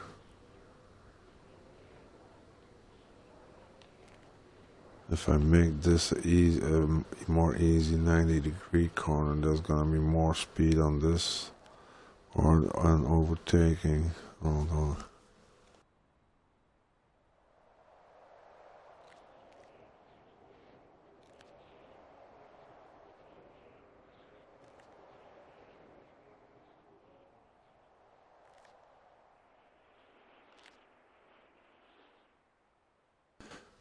I think I'm going to continue here because the link here is more important to be exact than it is over here, because here I have this slope prop. So I'm gonna do this one first. So this was at 0 degree. And like I said, I'm gonna give it a bit of slant so I don't have to correct with all of it with on only this hookup location here.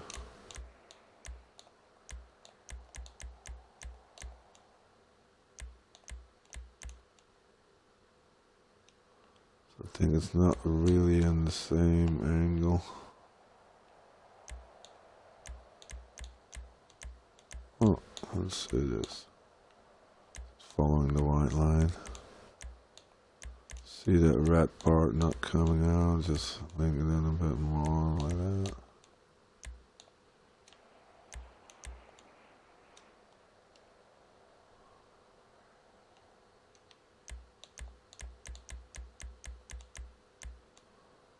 Checking where the end of the prop is, because I might. There's still considerable difference here. I put a little lower. What is...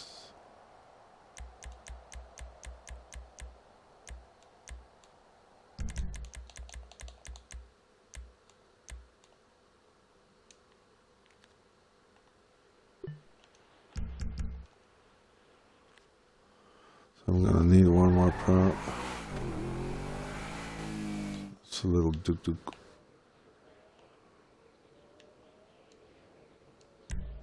Maybe take out some more now.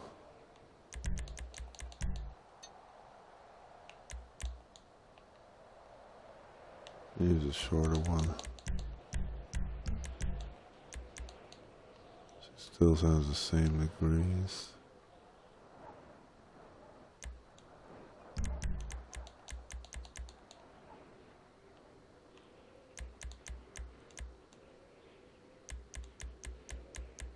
Can do some more.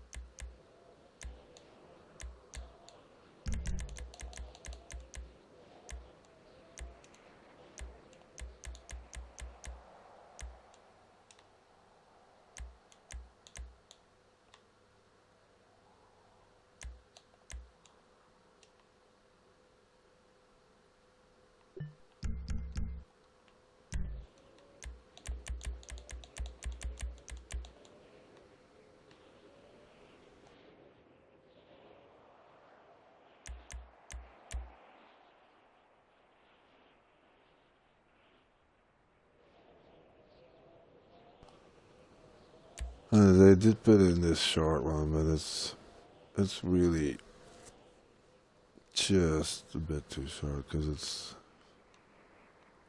going to level out. It might be just enough, it might not be, but just to be sure, I always use this slightly bigger if your straight is long enough, so it doesn't really matter.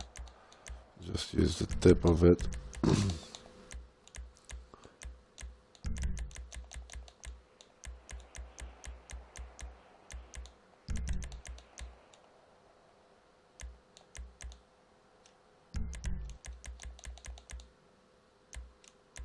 See, it's about the same size, but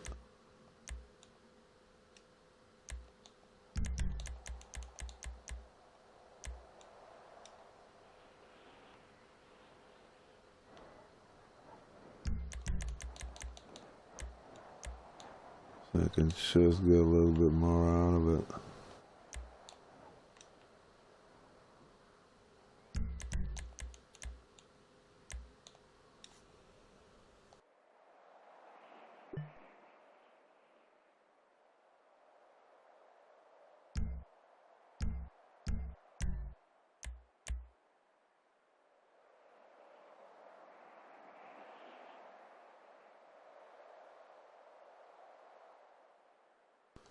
And use one more to get that the slant out of it.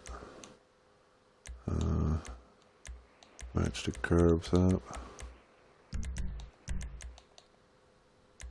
Think about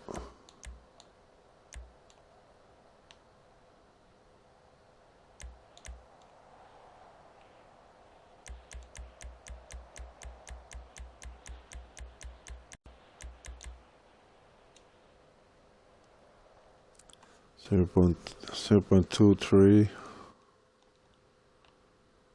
so I can still merge that one in. So I'll place that, then copy, go in straight rotation and can level it out more.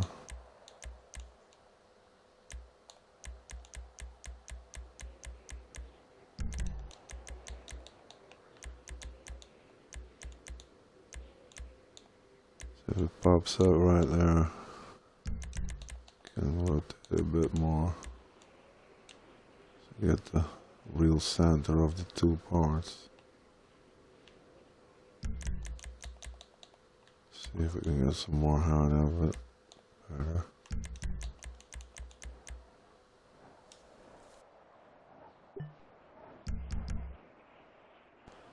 So now I'm gonna use this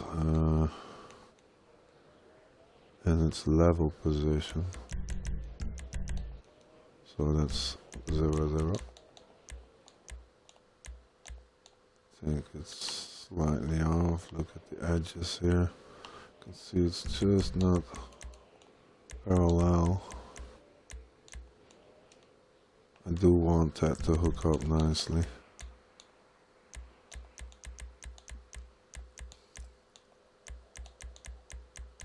Now I can sink it and it's just coming over the curve there.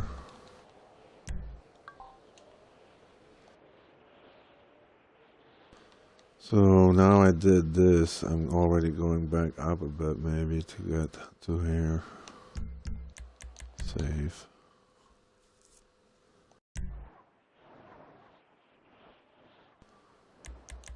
Because I'm not going to use the whole corner, it's not going to stay flat, it's going to go up again.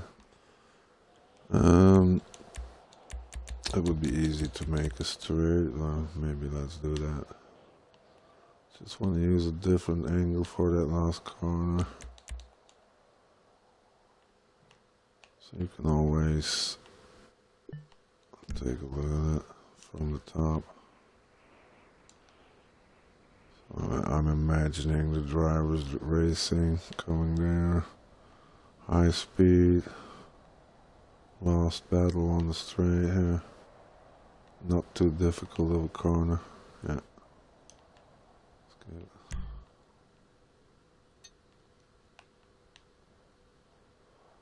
So just see where it lines up. This doesn't line up, this doesn't line up, this doesn't line up, this lines up. See easily. So now I'm gonna have to, here's the x-axle, make sure I cover the curves there so it's about 1 degree or something. Oh, 5 will do. So a little bit higher. Just want to get that out there.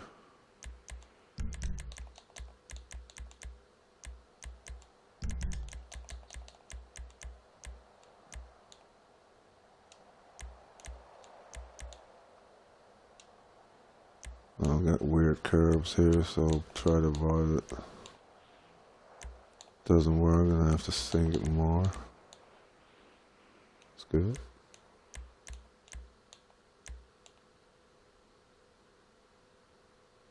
Oh, now the curve shows up again.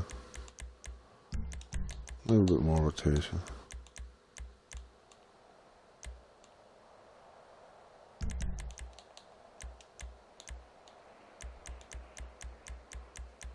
Look at that left of the white line there.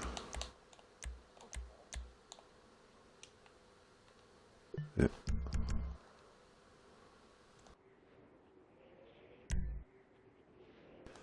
So I'm about 50-60 props. That's not too bad. So I might put that to double hook in that to set something out. Kind of a chicane.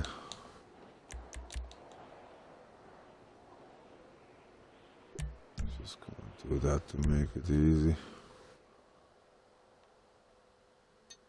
I can do it with a little trick though. If you go into rotation snap, now I can slide the double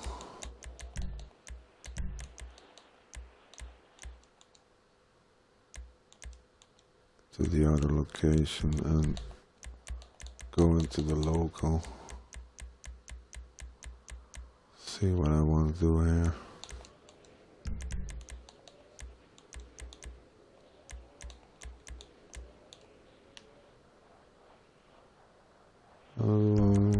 Go for the 90 somewhat.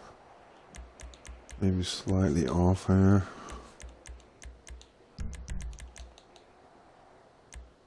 This is more tricky when it's off arrow axle. Good.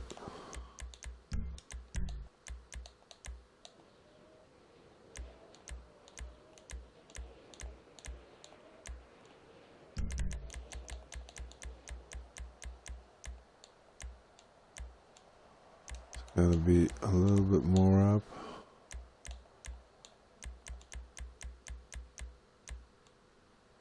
Yeah.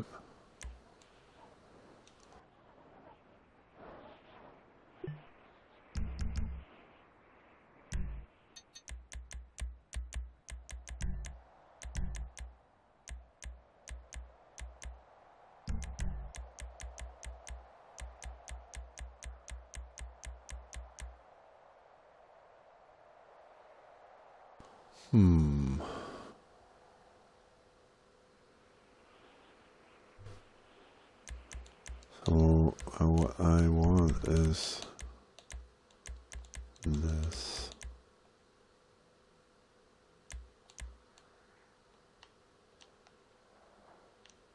So it already came up pretty high. It's still good, still good. It's gonna come up slightly higher, I think, here.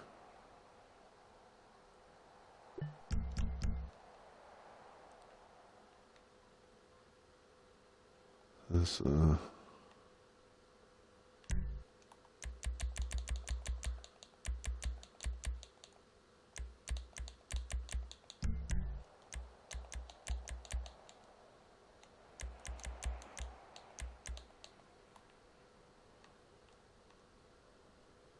something like that.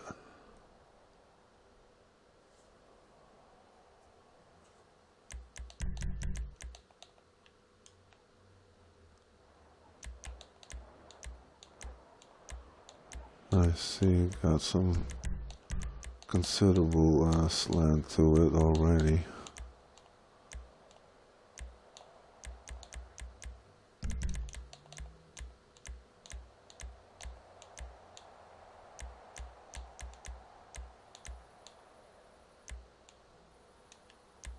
It's gotta be deeper.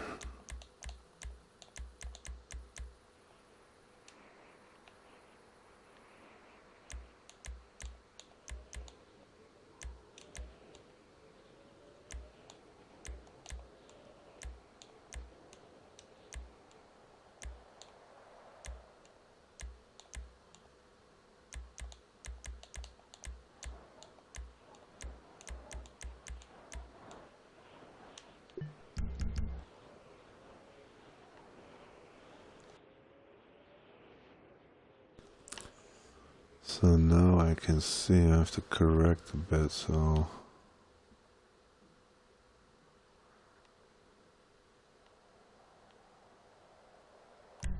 that means if I have to snap it,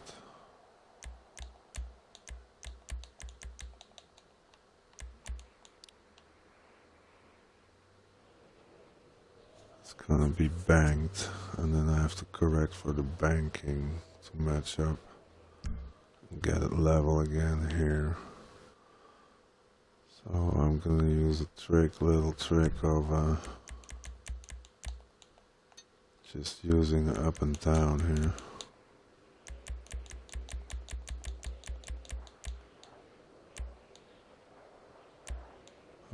Probably 15, 30.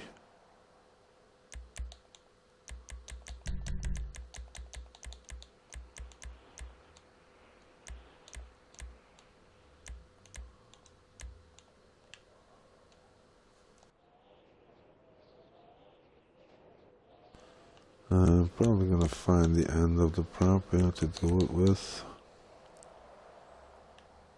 So it's gonna create off camber. Oh, it's still local, doesn't matter.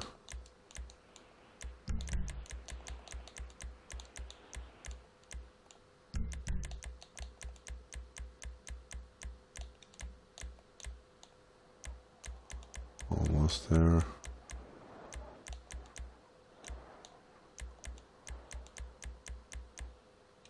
That's pretty good.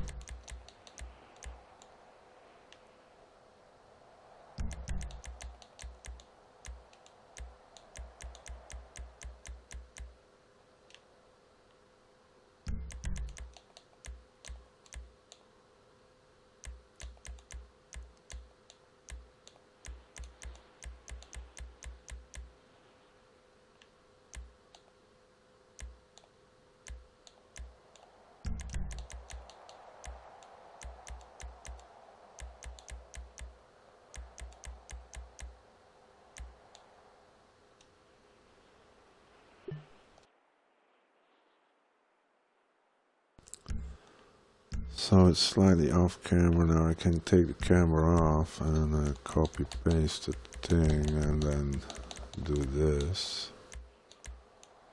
Just merge it in here. See? And then take camera off here and then it's more flat here, but I can also use that camera because it's already pushing the next corner prop uphill, which I'm gonna give it a try.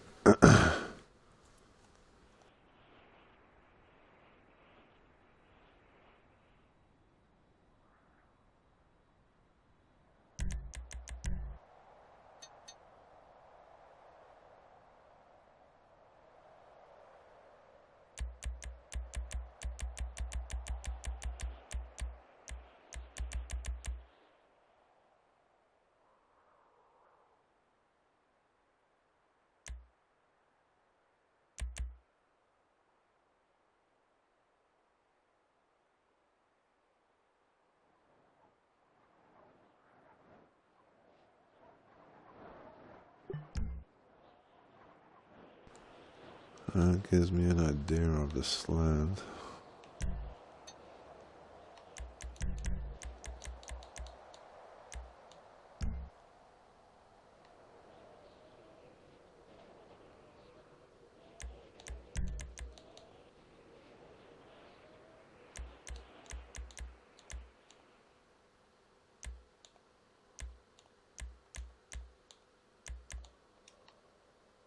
That's not too bad.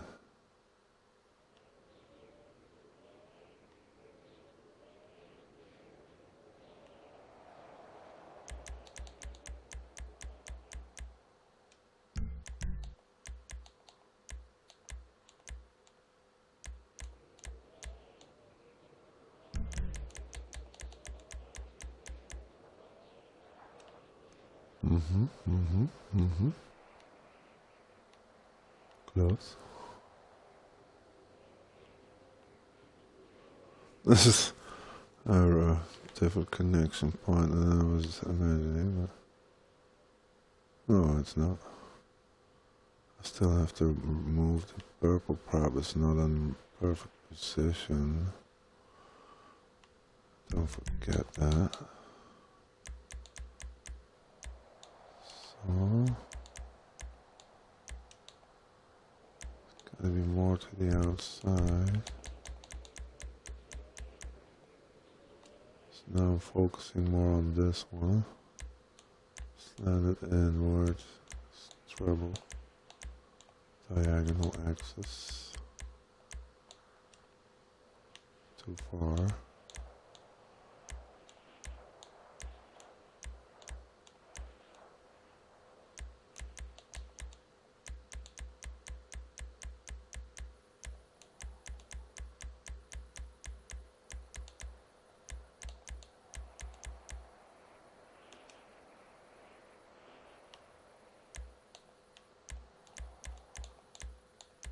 Ah,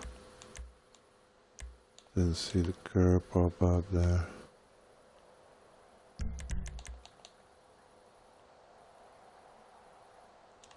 I still have to put a prop up there.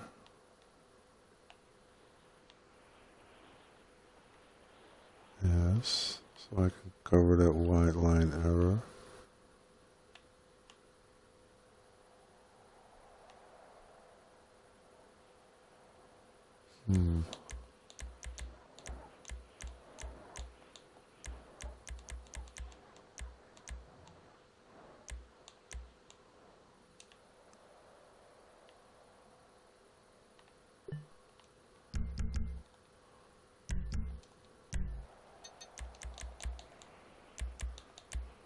Immediately go for the correction on this side.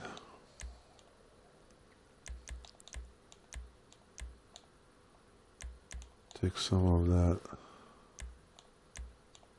bank out.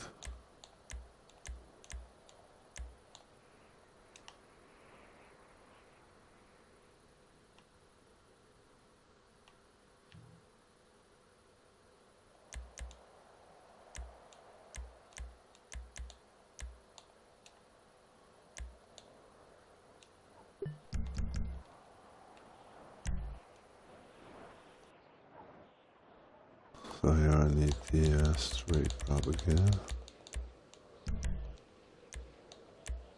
Small one could do here.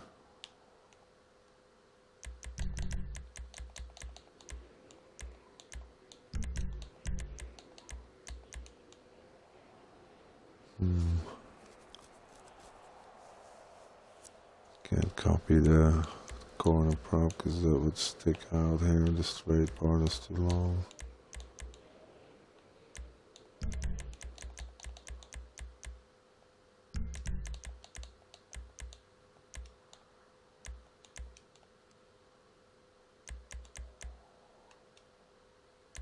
Tricky. Might need two props.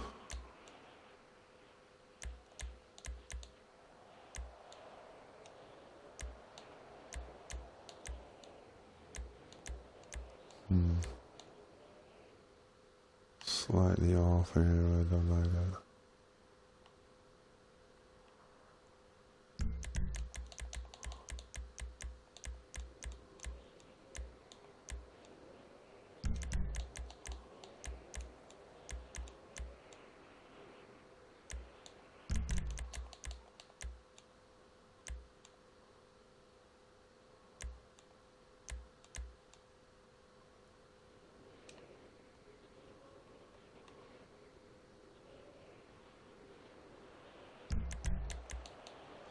Yeah, I don't like that, so I'm gonna place two props for the correction here.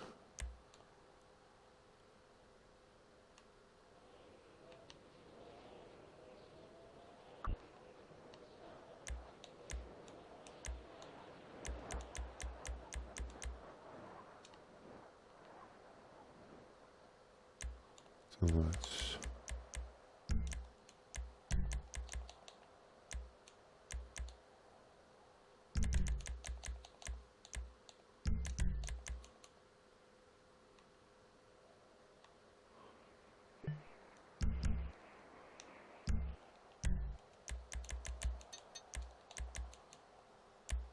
You guys might do it quicker, but I'm really neurotic when it comes to to the placement.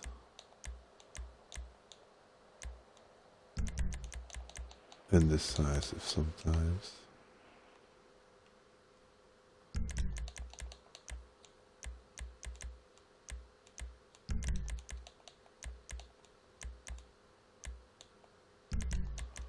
To the rotation.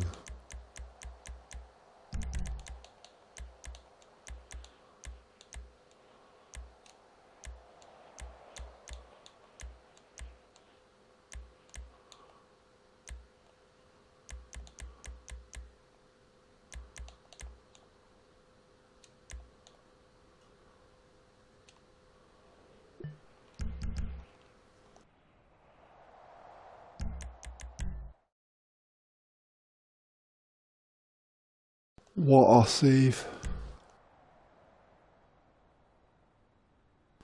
So now everything is linked. Take cool car.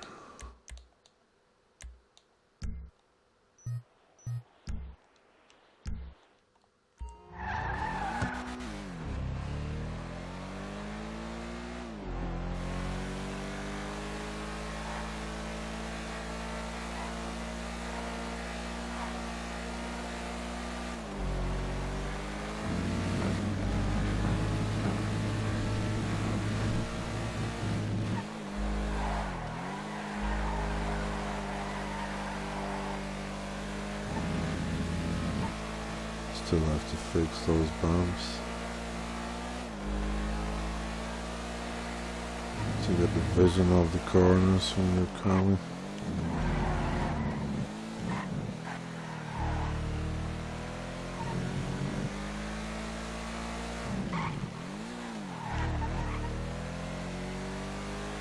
Oh, I forgot the purple prop.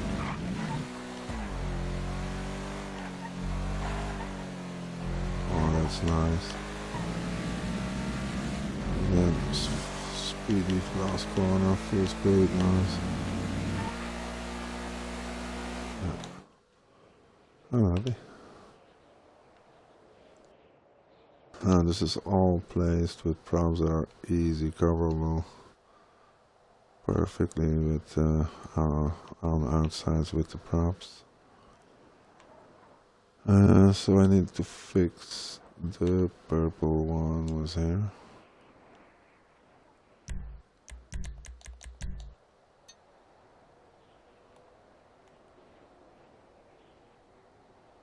What is that? A large? Oh, nice.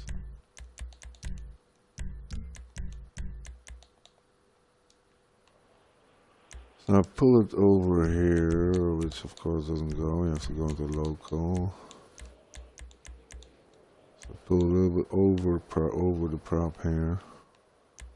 Then I can line it up. I got some overlap on this side. I'm just seeing in the distance. If it's both on the left of the white line of the props below. Move it to the right, and then it will match up. Voila. A little gap here. So I'm not looking for the placement yet. So now I'm gonna try to keep this as a temporary one for now. It's almost level with that yellow one. I might take a bit out of it.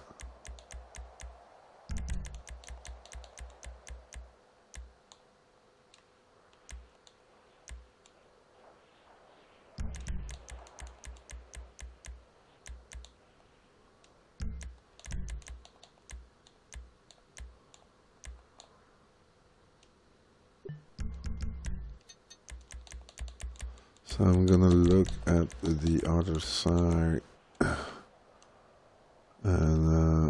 get the bank of this prop here. See where I have to go with the overlap to get the top of the hill like we earlier showed. So I want this to be parallel with the prop that's below, which is 0.7 degrees about. Maybe get some more slope so I have the overlap with the purple prop. I'll look for the apex on top. Still have the overlap here, yes. I'm gonna have to correct a bit more.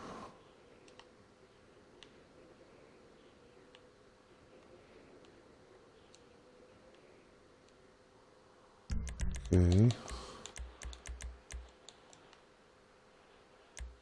So now I'm finding the where I need to be to match these two up. And to still have a perfect connection with this orange prop here. Which is a 5 degree down.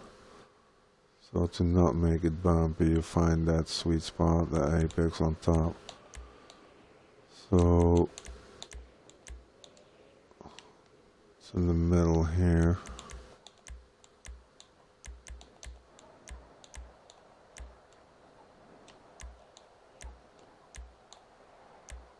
There's still some overlap. Checking the red and the white of the curves now, so I probably could go to here. Or maybe want that overlap here. So it lines up with the purple one pretty good. I'll just rotate a little bit inward.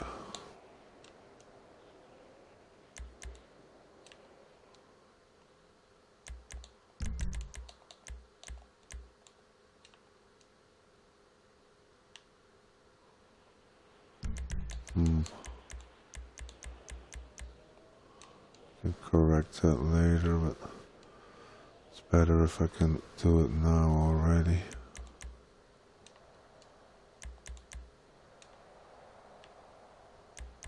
Not gonna work without doing two props. So I'm just mumbling again.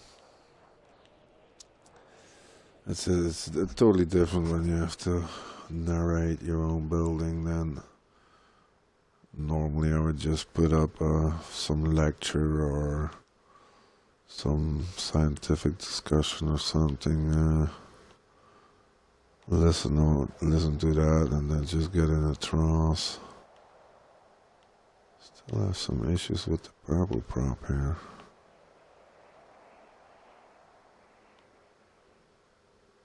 So this lines up. That's a perfect connection, so I'm placing this.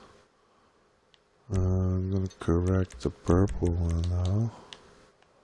So don't like the matchup of the curve there. And I need a bit of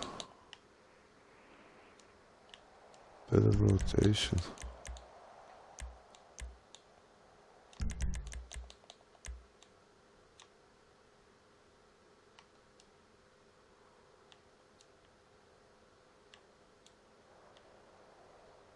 Too much there.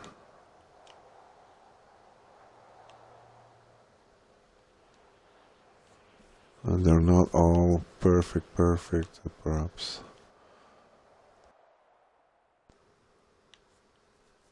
Okay.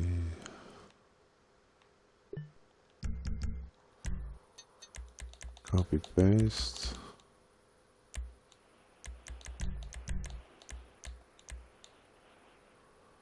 So now I'm gonna use the center diagonal axis.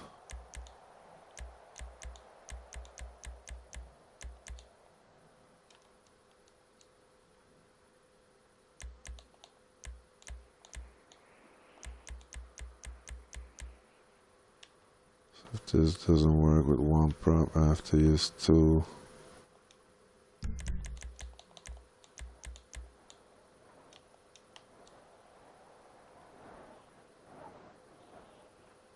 Hmm.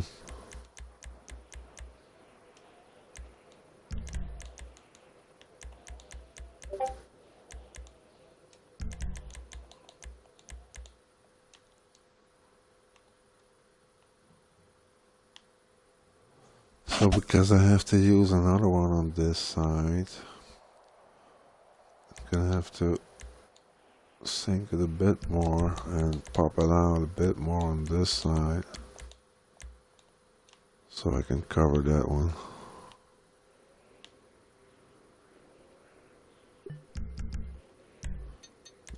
Just copy paste this and rotate the axle on that side. Now I can easily do it without disturbing.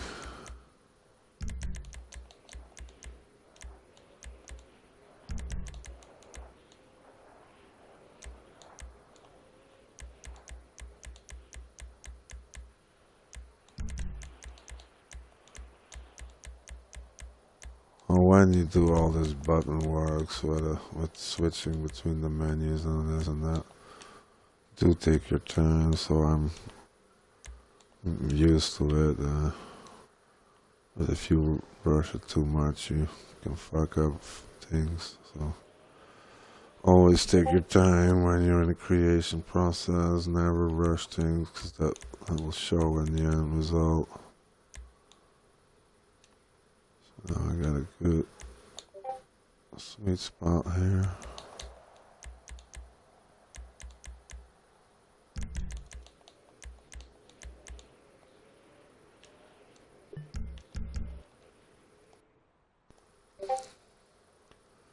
Nice.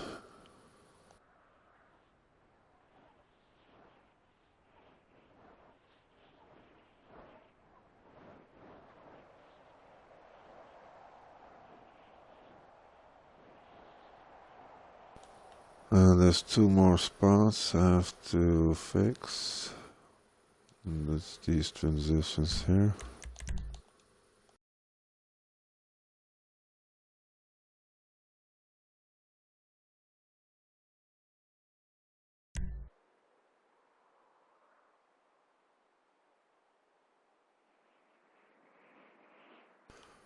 I might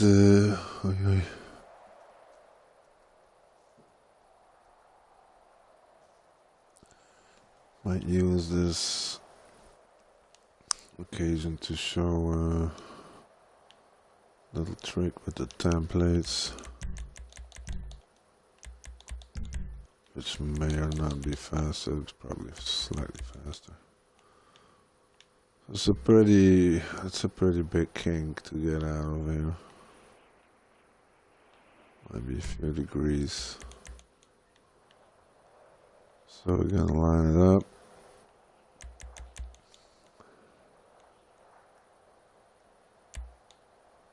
Trying to get it parallel.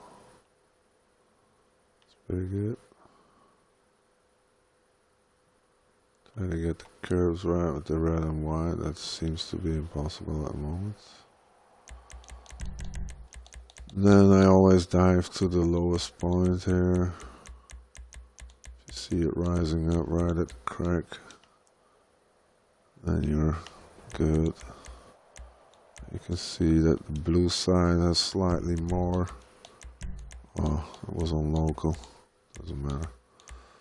So now I can decide which side has more, you know, and they both have to have an equal amount to get the equilibrium center. But if one prop is not enough, I have to use two, then I have to give one more, and then I can do the other one with the other prop. So I don't know if I can make it with two props here, possible. So I'm giving blue a bit more here, so the dentation gets more on the left, on the yellow. And I just copy the green one. And now I can do that. Need to see the color though. Oh, Wrong, actually. I can fix it red and white.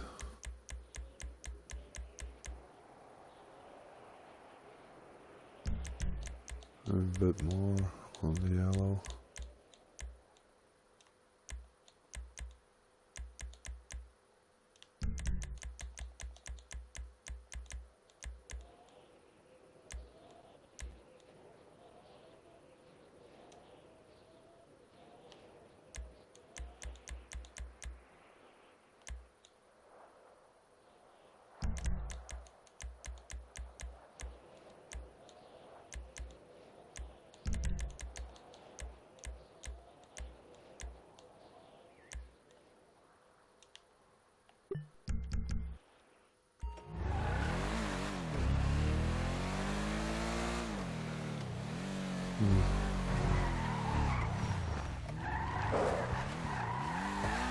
That's too much.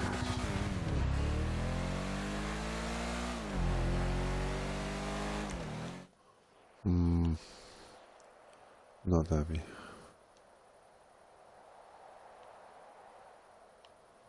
So I'm probably gonna need 3 or 4.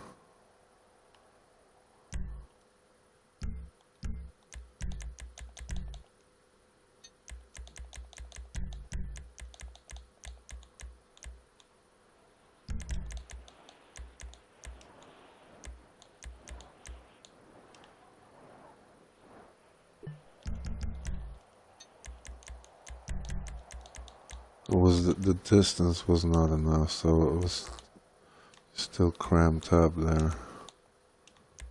So I don't know if this might do it or not.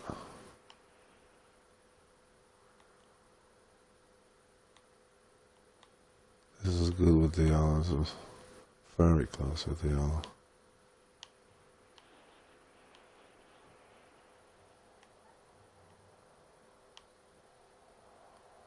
Green and blue has got pretty, and it's still a lot. So I'm just gonna do 4.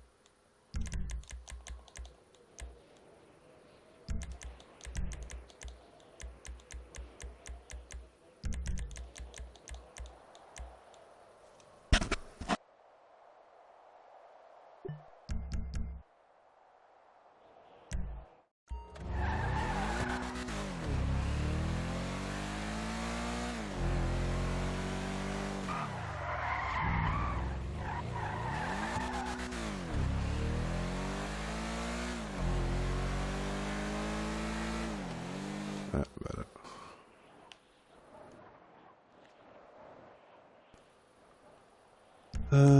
Save. That was a pretty important step. So always save. Now I'm gonna do the little template trick, which you can use on a lot of occasions. So first of all, you make a template.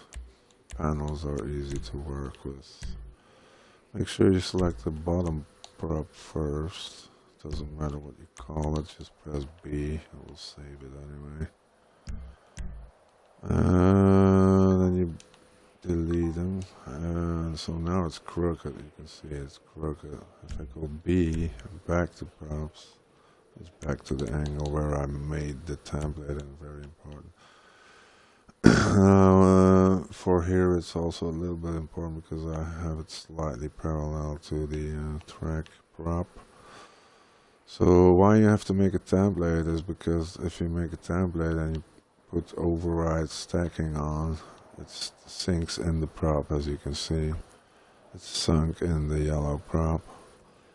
And if you would just normally use a panel and you would make a template, place on the other side, would place it too low because it places it on the prop. So now I'm gonna make a template with the prop in the prop, the white one and the yellow one, that is. So create new template. So select the panel first. Then I'm going for the props that make up for the dent here. So as you can see, they're all on the radius, but they're center point at one location. Save template. I'm going to the other side. Props tagging on. Now I can just place the same elevation correction here. Booyah. Now before I erase this, I'm gonna save, because sometimes, especially if you place a template prop and you erase it with X, it might erase the bottom prop. So watch out with that. But for now it works. If you're really scared and you don't want to save it, just pick it up and go up a bit, so you're sure that you're not gonna erase another prop. So now I'm gonna clean up a bit, make my layout for the track, especially clear this up.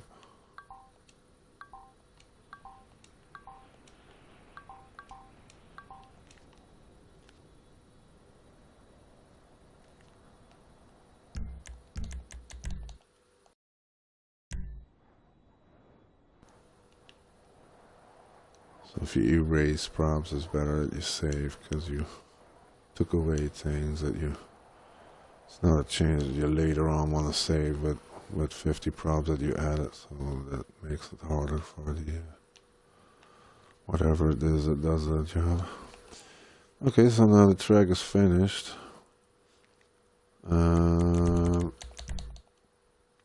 66 props, that's not a lot, including already a few tribunes here. My bridge that I don't know if I use. So start with the easy thing that I just noticed here. Because if it's lined up perfectly, I can magnetically link up the continuation here. And then I can just, this is the 5 degrees, so I go to the negative. That should be in good position. Voila. So I don't need to move it now, I can just magnetically do it over on this side.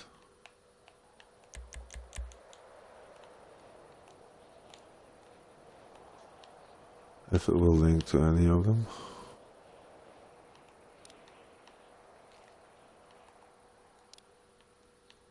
Wait.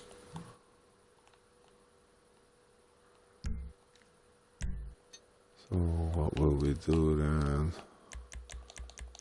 We'll put this on the override. Doesn't do it.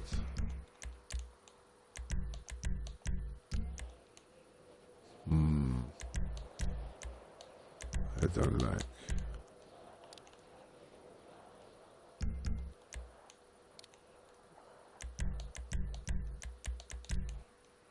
Yes. Ah!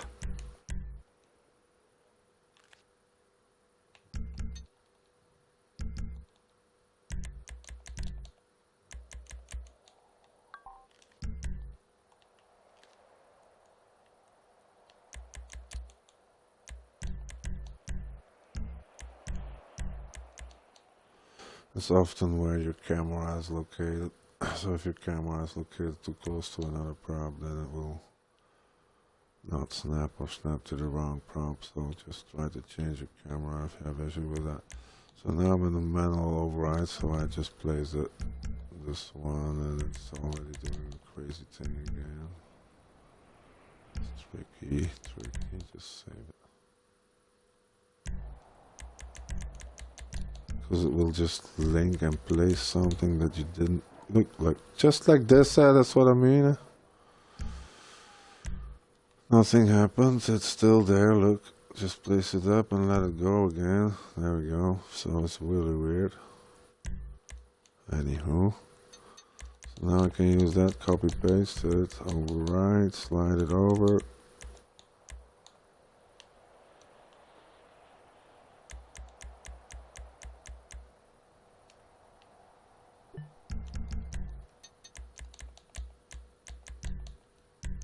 Do it again. Things.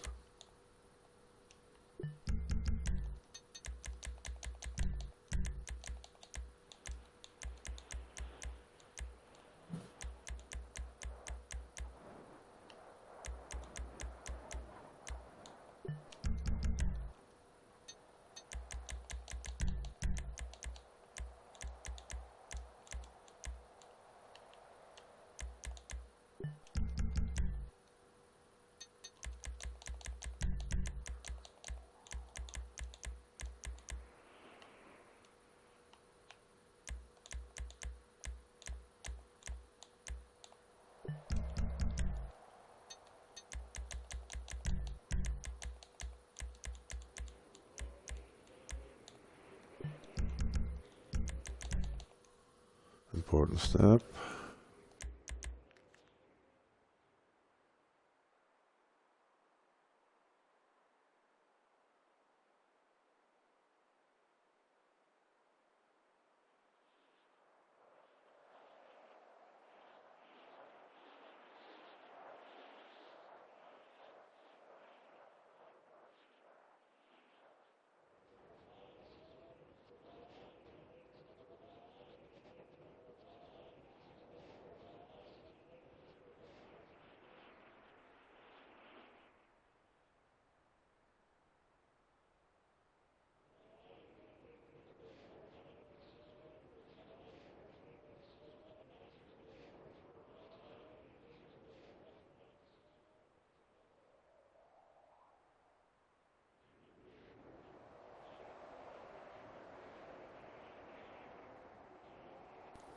Alright.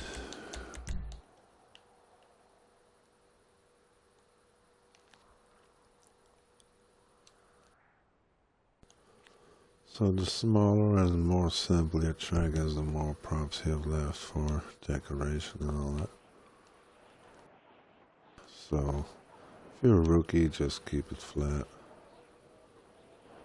Try to dress it up a bit.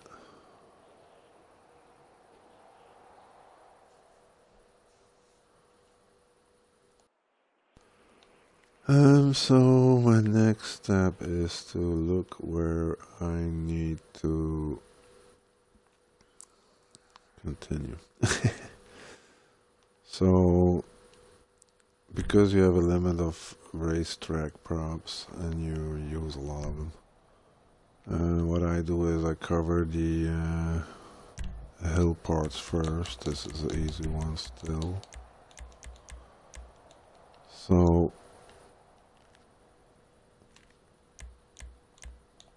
don't have to do those at the last moment, because that would be detrimental often. So there's one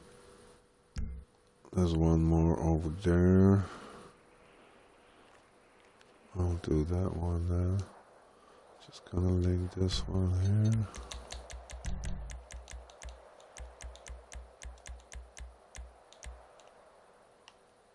I don't need curves yet.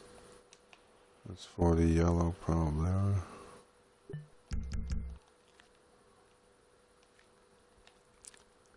So that's all pretty flat. So I always do the curved pieces first, because they really, you can't replace those with other props.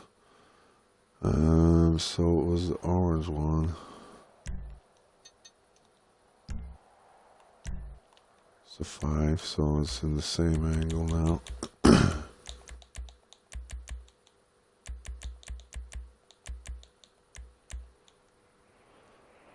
So depending on what you want with the curves, you're gonna see what you can do. Now it's already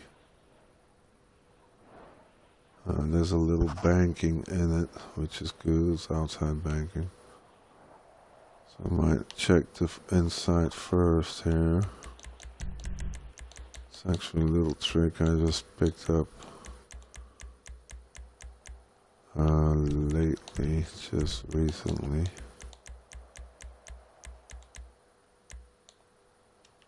So instead of going into the perfectionating of this placement, I just place it and already copy it to the other side, so I don't have to correct a lot of the banking correction that I'm gonna make on both sides. So you're coming from there, so people gonna come here, cut apex, so you need a curb here. Still want to get it perfect, so I'm gonna look for the angle of the prop here, of the orange prop. So if it comes up on the outside, you need to turn it in a bit more. If you want it on the same angle. Again, what I said in the beginning of the video, when you want the curves to be, when the overlap to be really sharp, you can use more rotation here. So it will dive along with the angle of the curb and not with the angle of the prop, the actual prop. The disadvantage is that your outside is going to be higher. On this occasion I wouldn't mind, because it's a runoff here. And if it's a little higher, it gives more support to the cars that lose control. The sharpness on the bottom doesn't matter actually, so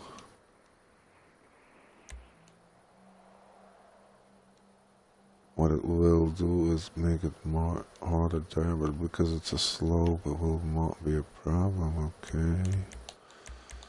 So I'm gonna, how wide do I want the curves? Do I want a small curve?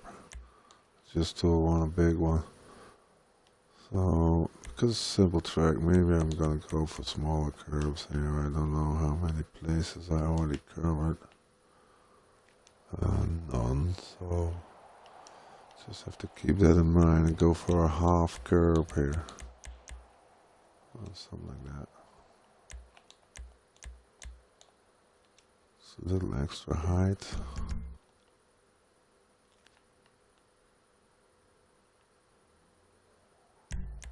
To correct this one.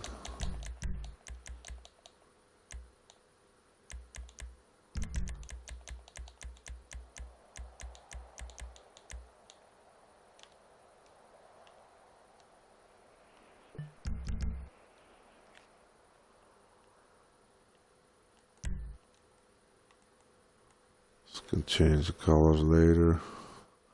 Also, if you saved and published your jobs, changing the color won't have to let you test it again, so you can just use your LB or B buttons to just change the color, republish it right away.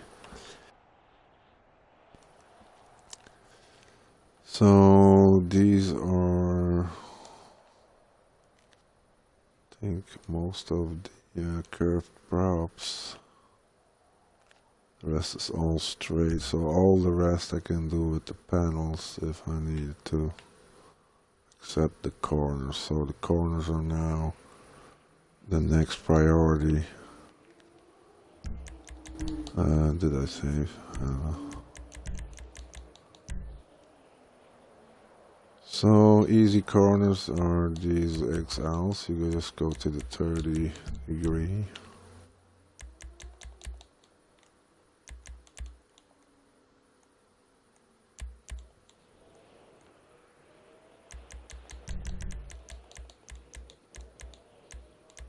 So Always see where the beginning of the prop is. You can take a little bit more if you can.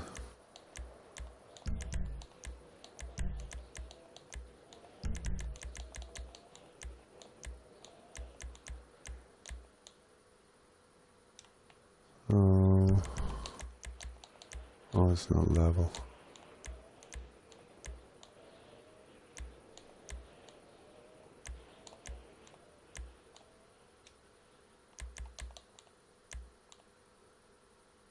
Because I leveled it out with these straights. So if I place this perfectly, I can just link the other ones up. Then I would have to use the start of the prop probably here. This is this orange line. Just go over a bit.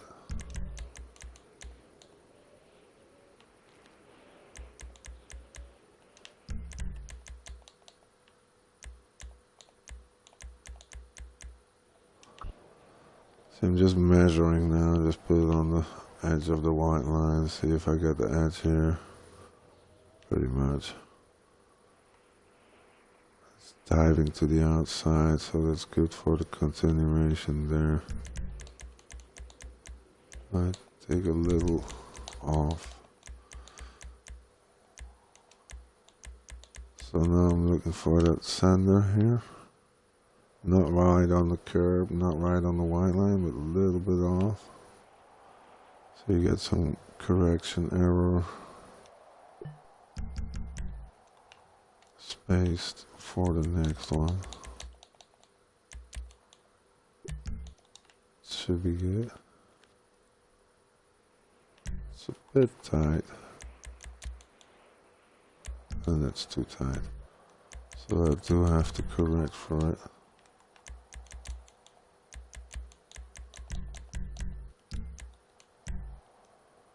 Does the same thing again now. Okay, that's solved. Need to go into local.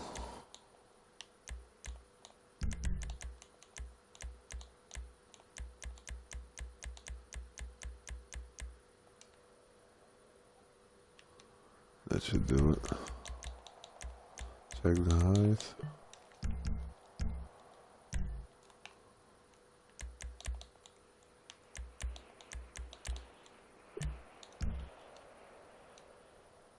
Yep.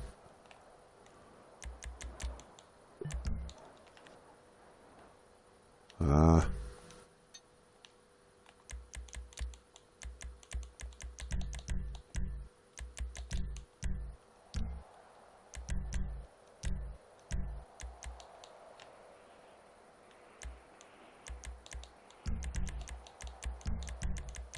It's intricate.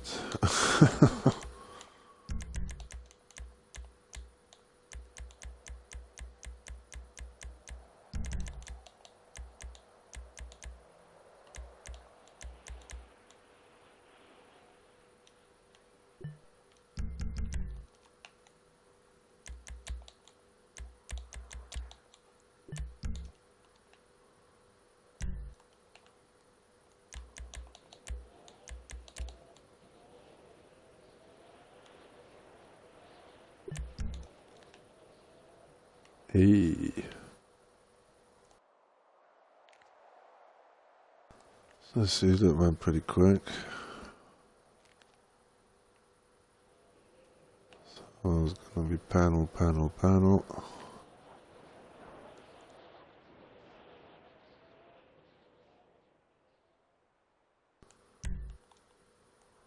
Same for this one, same corner. Trying to get the angle of the corner is not possible. It doesn't give it automatically. Just use the manual to, oh, then I need to put my rotation in world. Otherwise it will just snap back to the original position.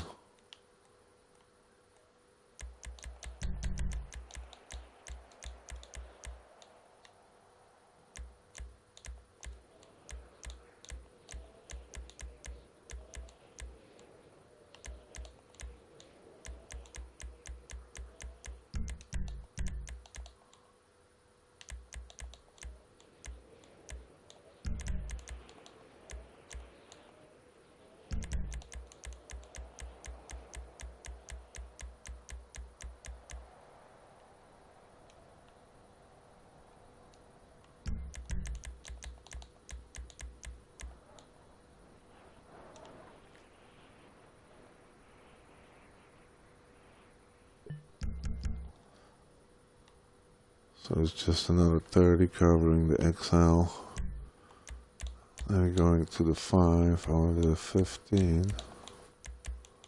which also covers itself.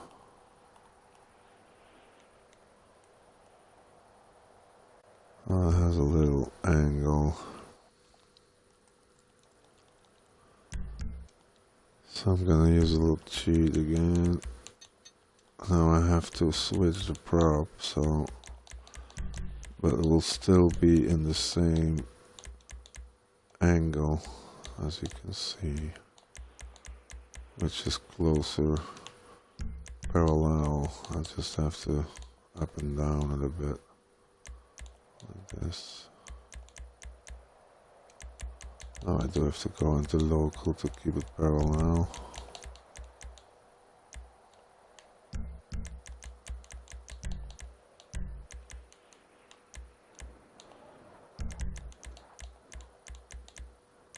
Get the most out of it.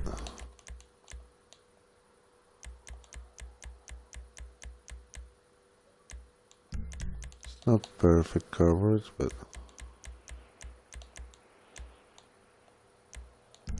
so I have a little buffer zone. No doubt the Rockstar creators put in.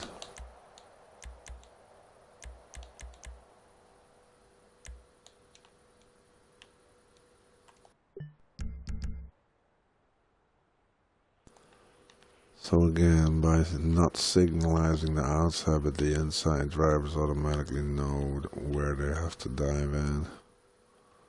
So this outside curve is going to be visible, this is going to be covered off. Can't do that right now. This was a different prop.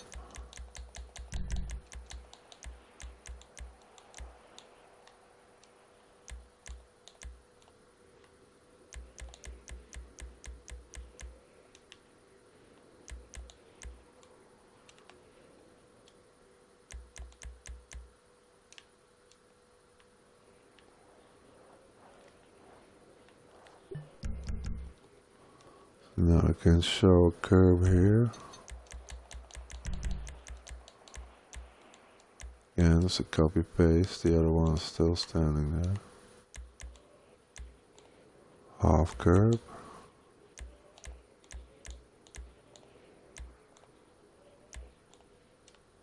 I'm trying to get it under there, but maybe I have to pull it out then.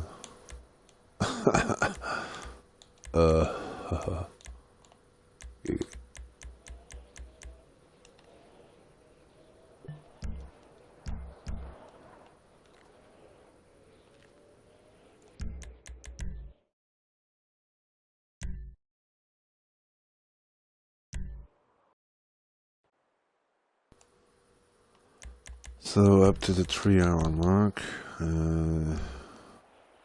pretty deep in.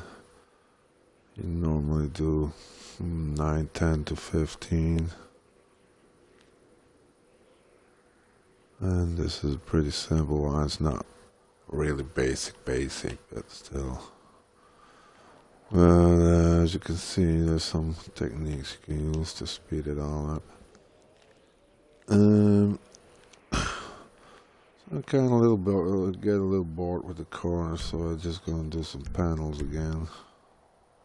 It's just a good switch up.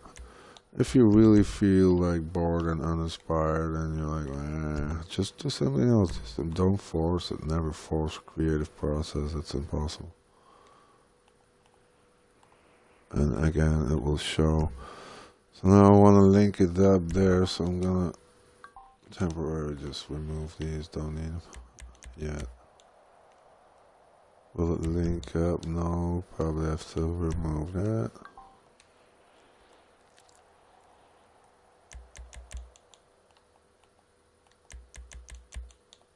No. Yes.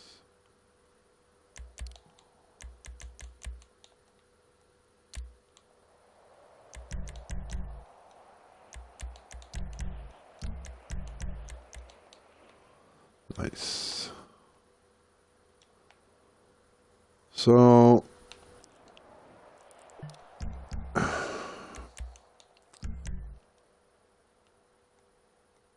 I'll choose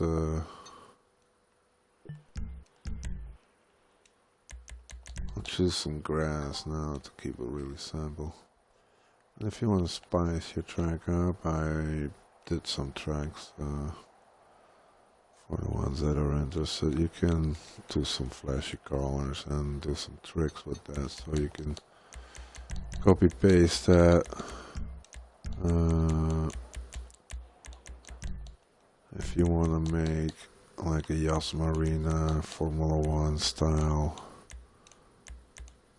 outside, you can use the white lines that are not white lines but are gigantic panels. Just copy it again, and then you make that one the grass one or the sand one, whatever you need.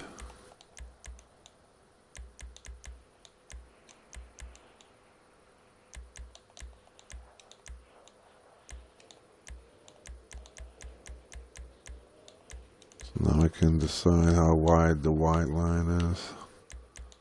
So this is kind of a Yas Marina style. It's very crisp. You can do all sorts of lines. You can make a flag. You can do all sorts of things. The smaller your track, the more props you have to do it.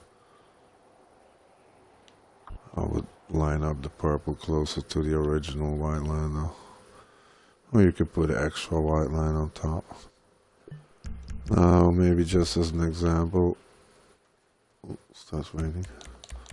You might as well, there's a different technique for the white line. First look for the same thing here, and then you go into the thing here.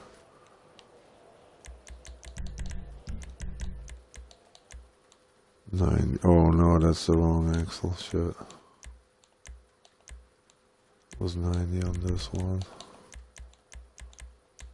So this is also how you can make a Y line.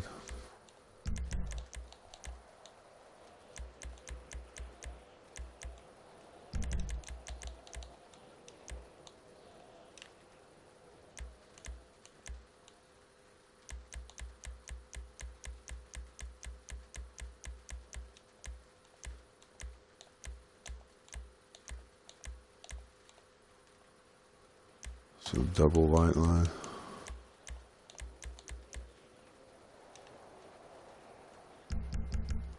So it's just saying you can spice it up with colors and contrasts. Oh, where was it?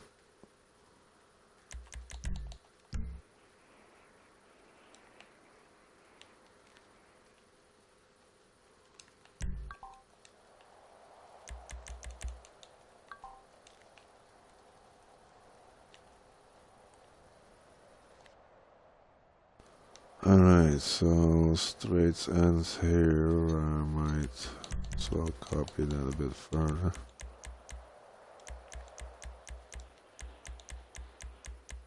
I can use a smaller panel, but this is easier. Now, I don't want to pull it further than I have to, because that will give me prop limit in one location quicker. Although that might be the issue here too.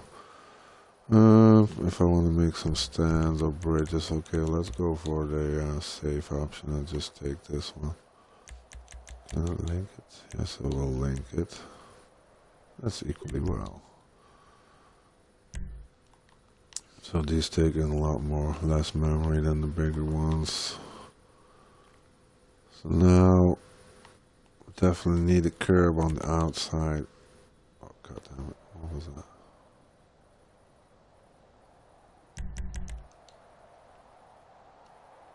Definitely need that curb to show up. It's already got some kind of flag motif going on. You can also leave that open, show the colors there. But the problem with open-ended props on the outside, is that if you drive on this part of the prop, it will give you curb boost. So it's not necessarily the curb, it's the outside of the prop that actually boosts the car. So I'd like to just cover it up. And also we were going for a theme of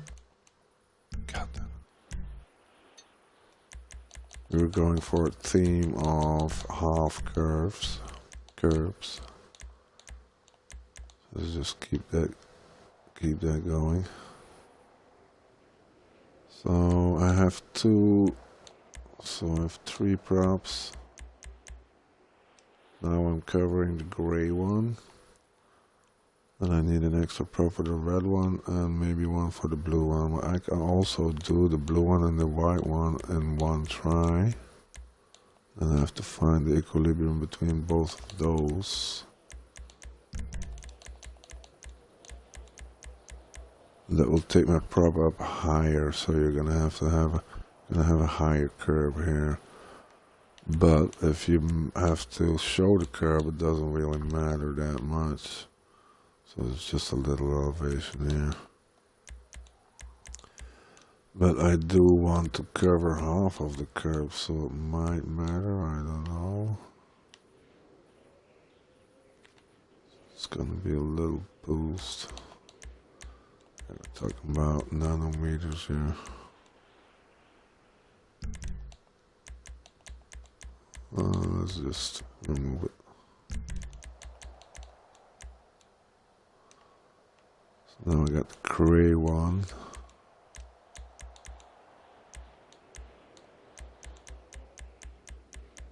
Half curb, slightly up. Oh, keep it low.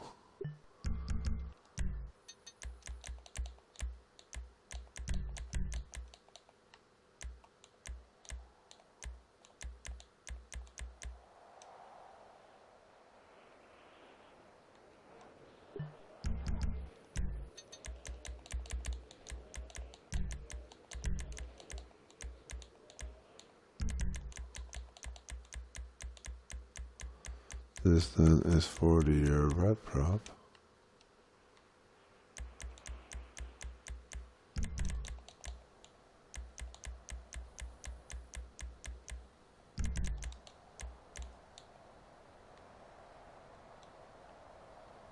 How far do I want the curb to be open?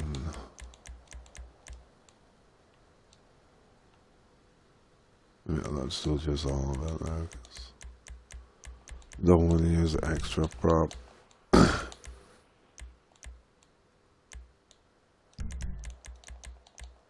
then again, this is a tutorial kind, so maybe let's do it.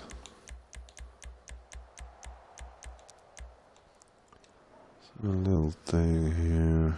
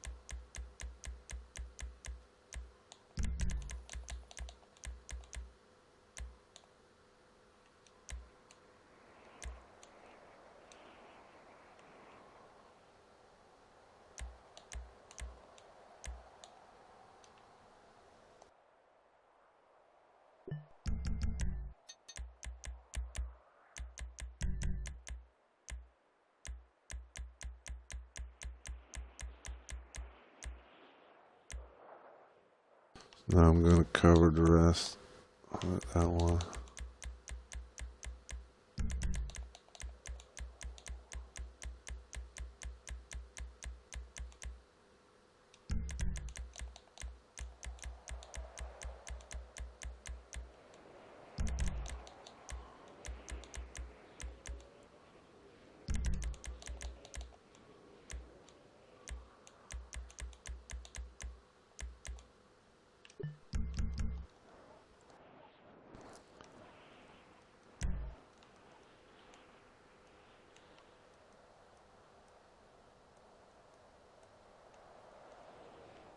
Alright, save.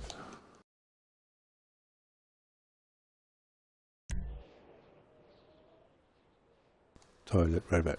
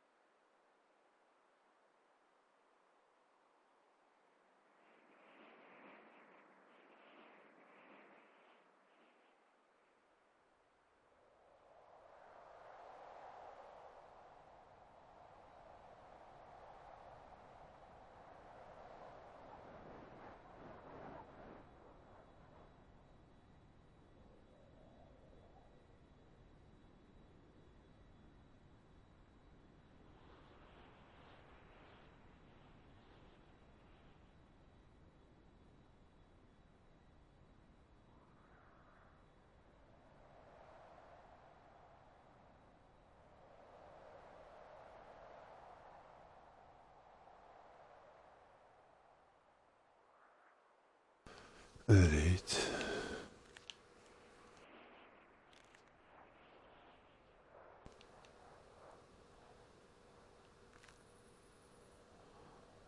I was gonna say something about runoff. So you can color your runoffs. Just use another panel to cover it up with.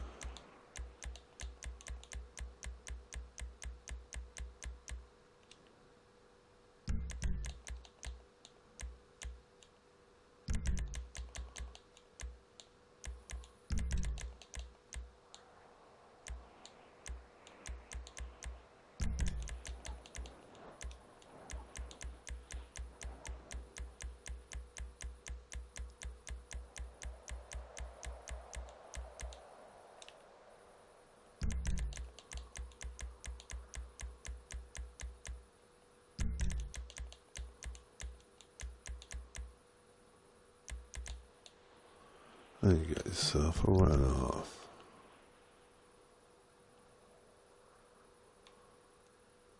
Change the colors.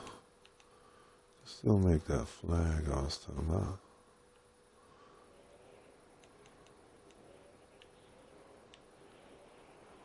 That's a flag that shouldn't be a flag.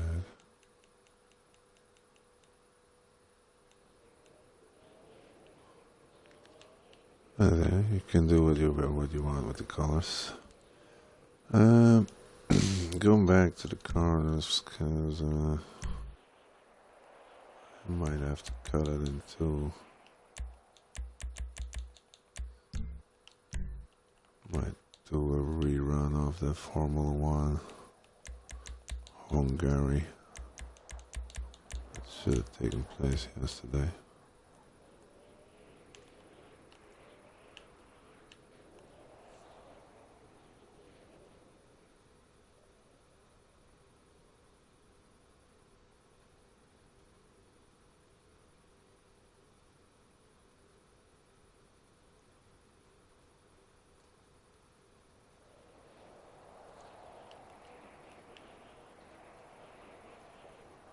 So these band larges, they perfectly cover the 30-degree hairpin prop. What is it? So trying to find the level here, parallel with the green one.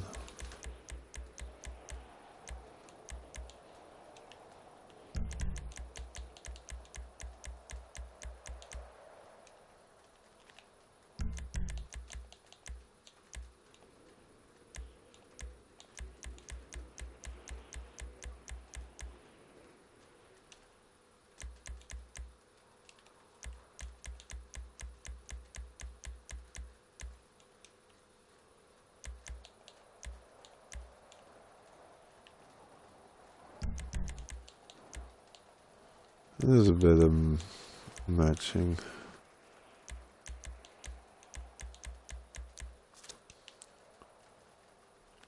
Gotta give a bit on the outside.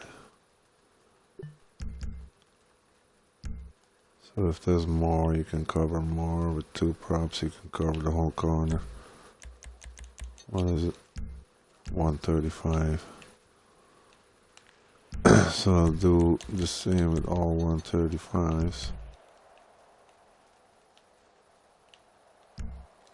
Don't know if I can use this one maybe.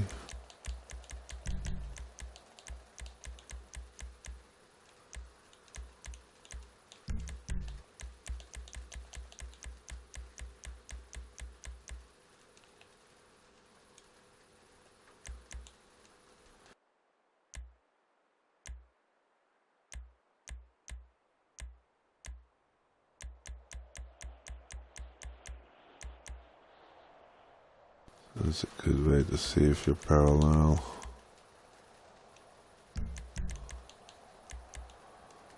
So white is the straight, orange is the curve.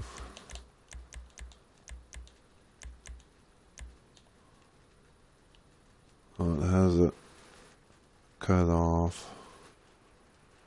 That's shorter than 90, so it might have an issue. As you can see here.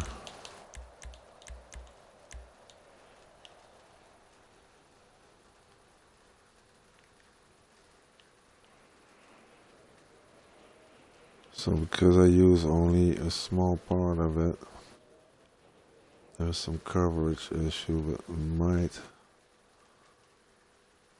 because the white prop is a slope, it goes down, it might be easier to correct it on this side than on this side. So I'm gonna move it up and get this side lined up with the straight side, if you can see here. Just line this up.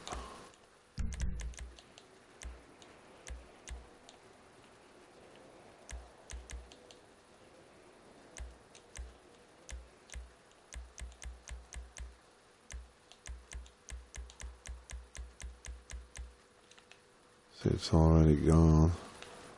Because the slant is just covering the thing that comes back in.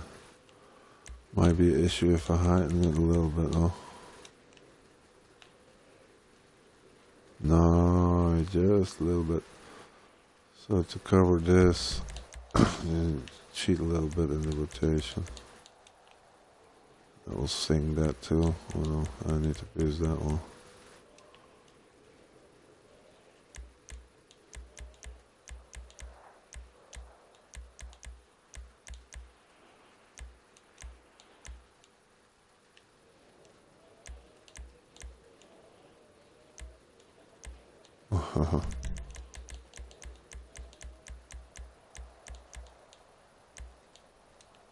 So by slanting it more, cover it. I might give an issue with the slant here though. Easiest thing to do is just go like this. Don't know if I'll take that. It's equally good.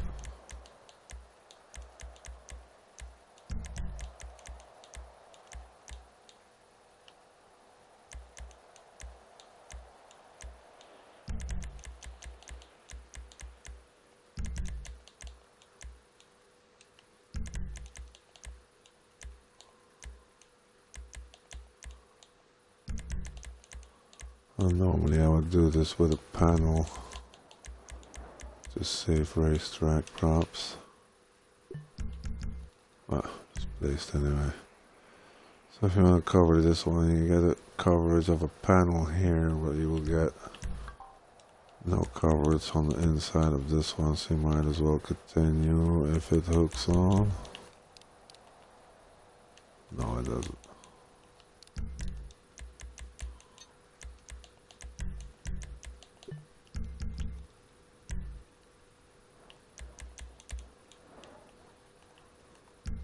Okay.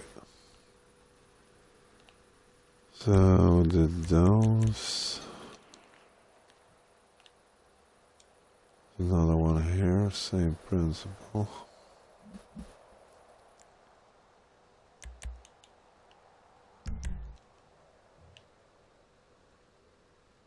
So the cutoff is gonna be on this side. So I have to line the straight side up on that side.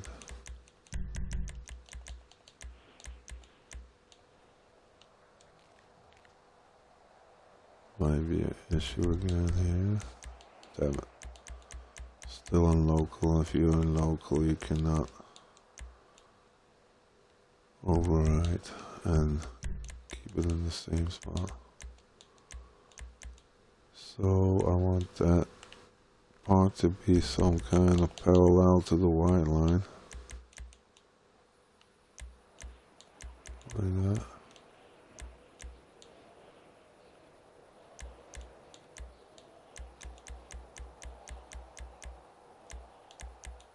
See how it goes. There's an issue there. Just gonna have to slant it.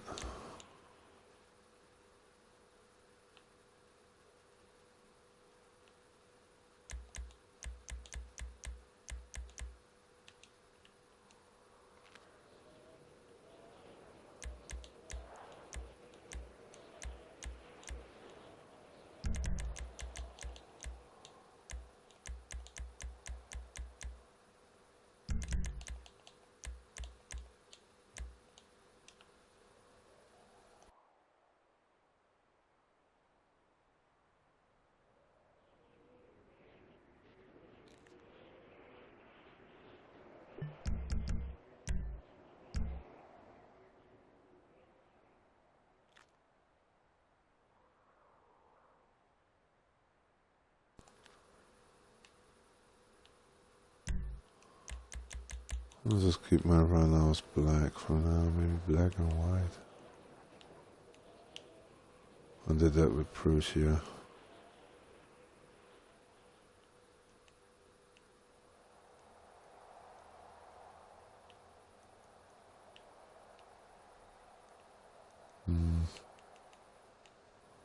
Need more colors.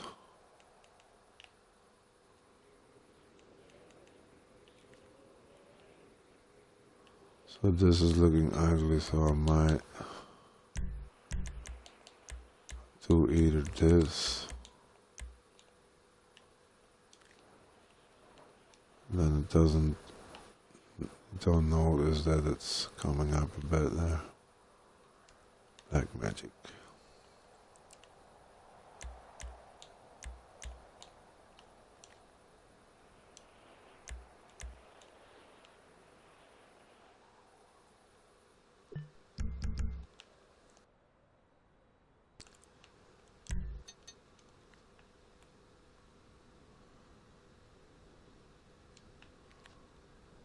Okay.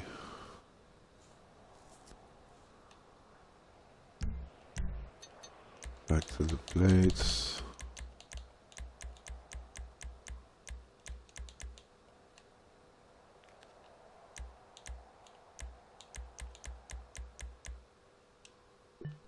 It's easy and you get a lot of space done in a short time.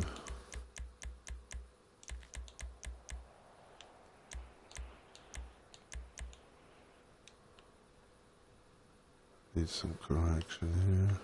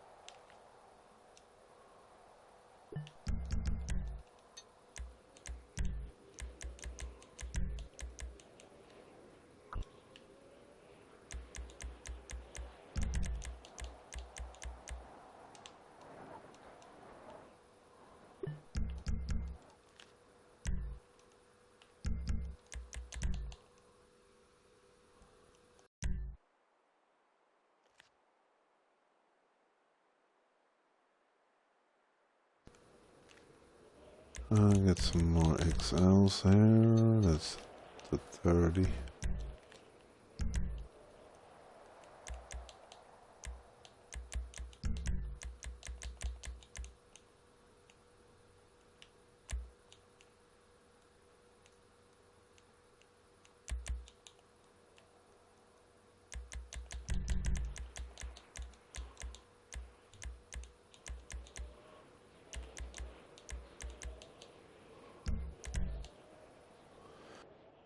Yeah, that's what I figured. Happens a lot.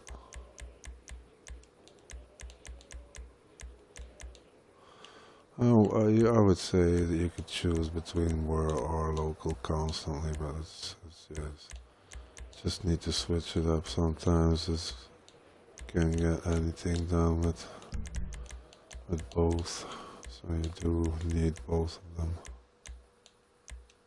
It's pretty good.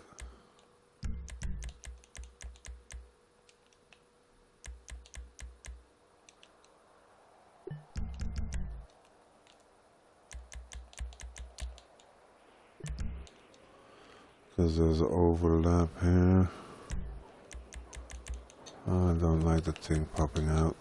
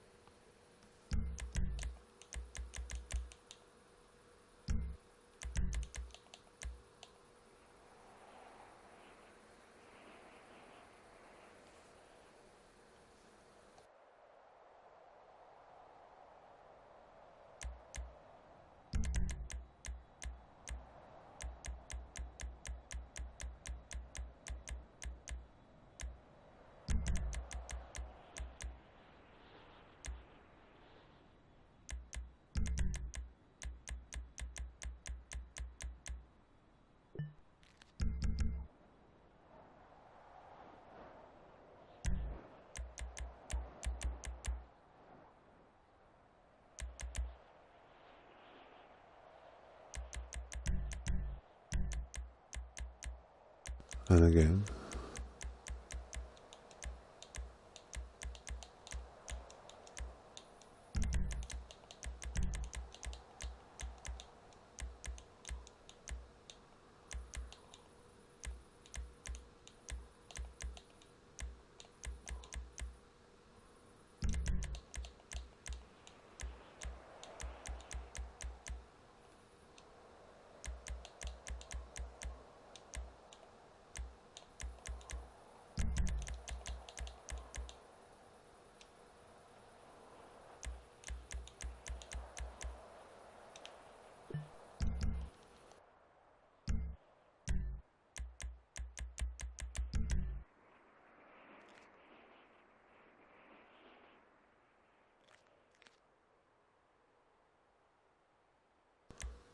Another one for the large.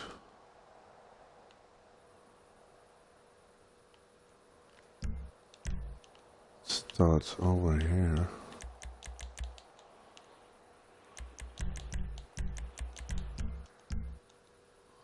Not 3 times.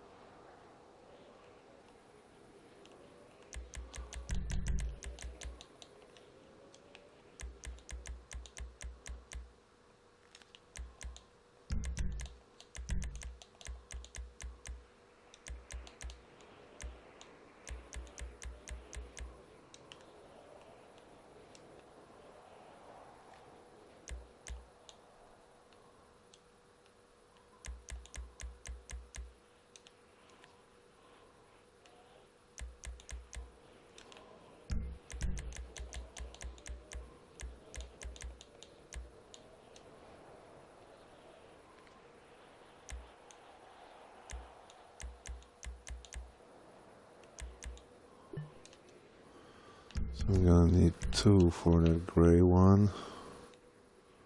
The yellow one, I don't think it needs any. It's coming out on a straight.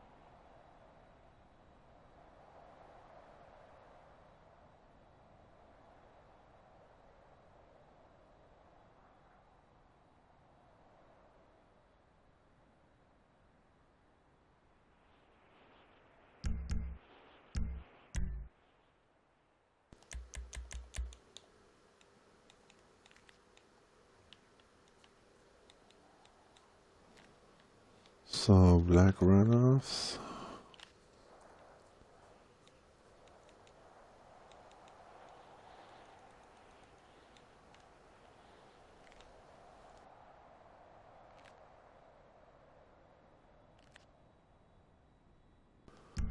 As you can see, it starts to get in shape.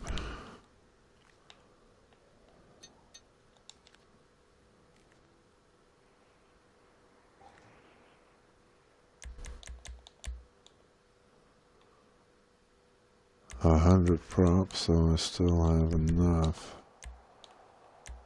to cover the rest and have some left for some decoration.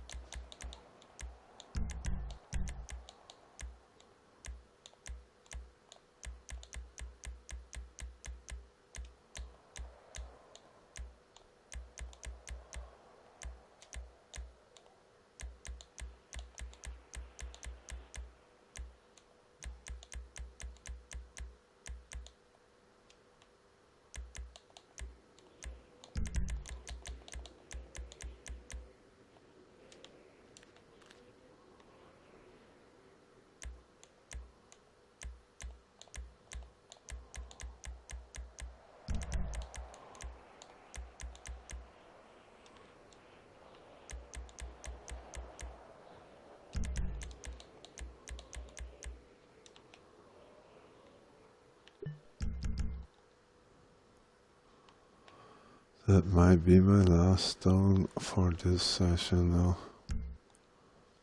I do need some food. As you can see, it's still a simple track, but there's some work coming into it.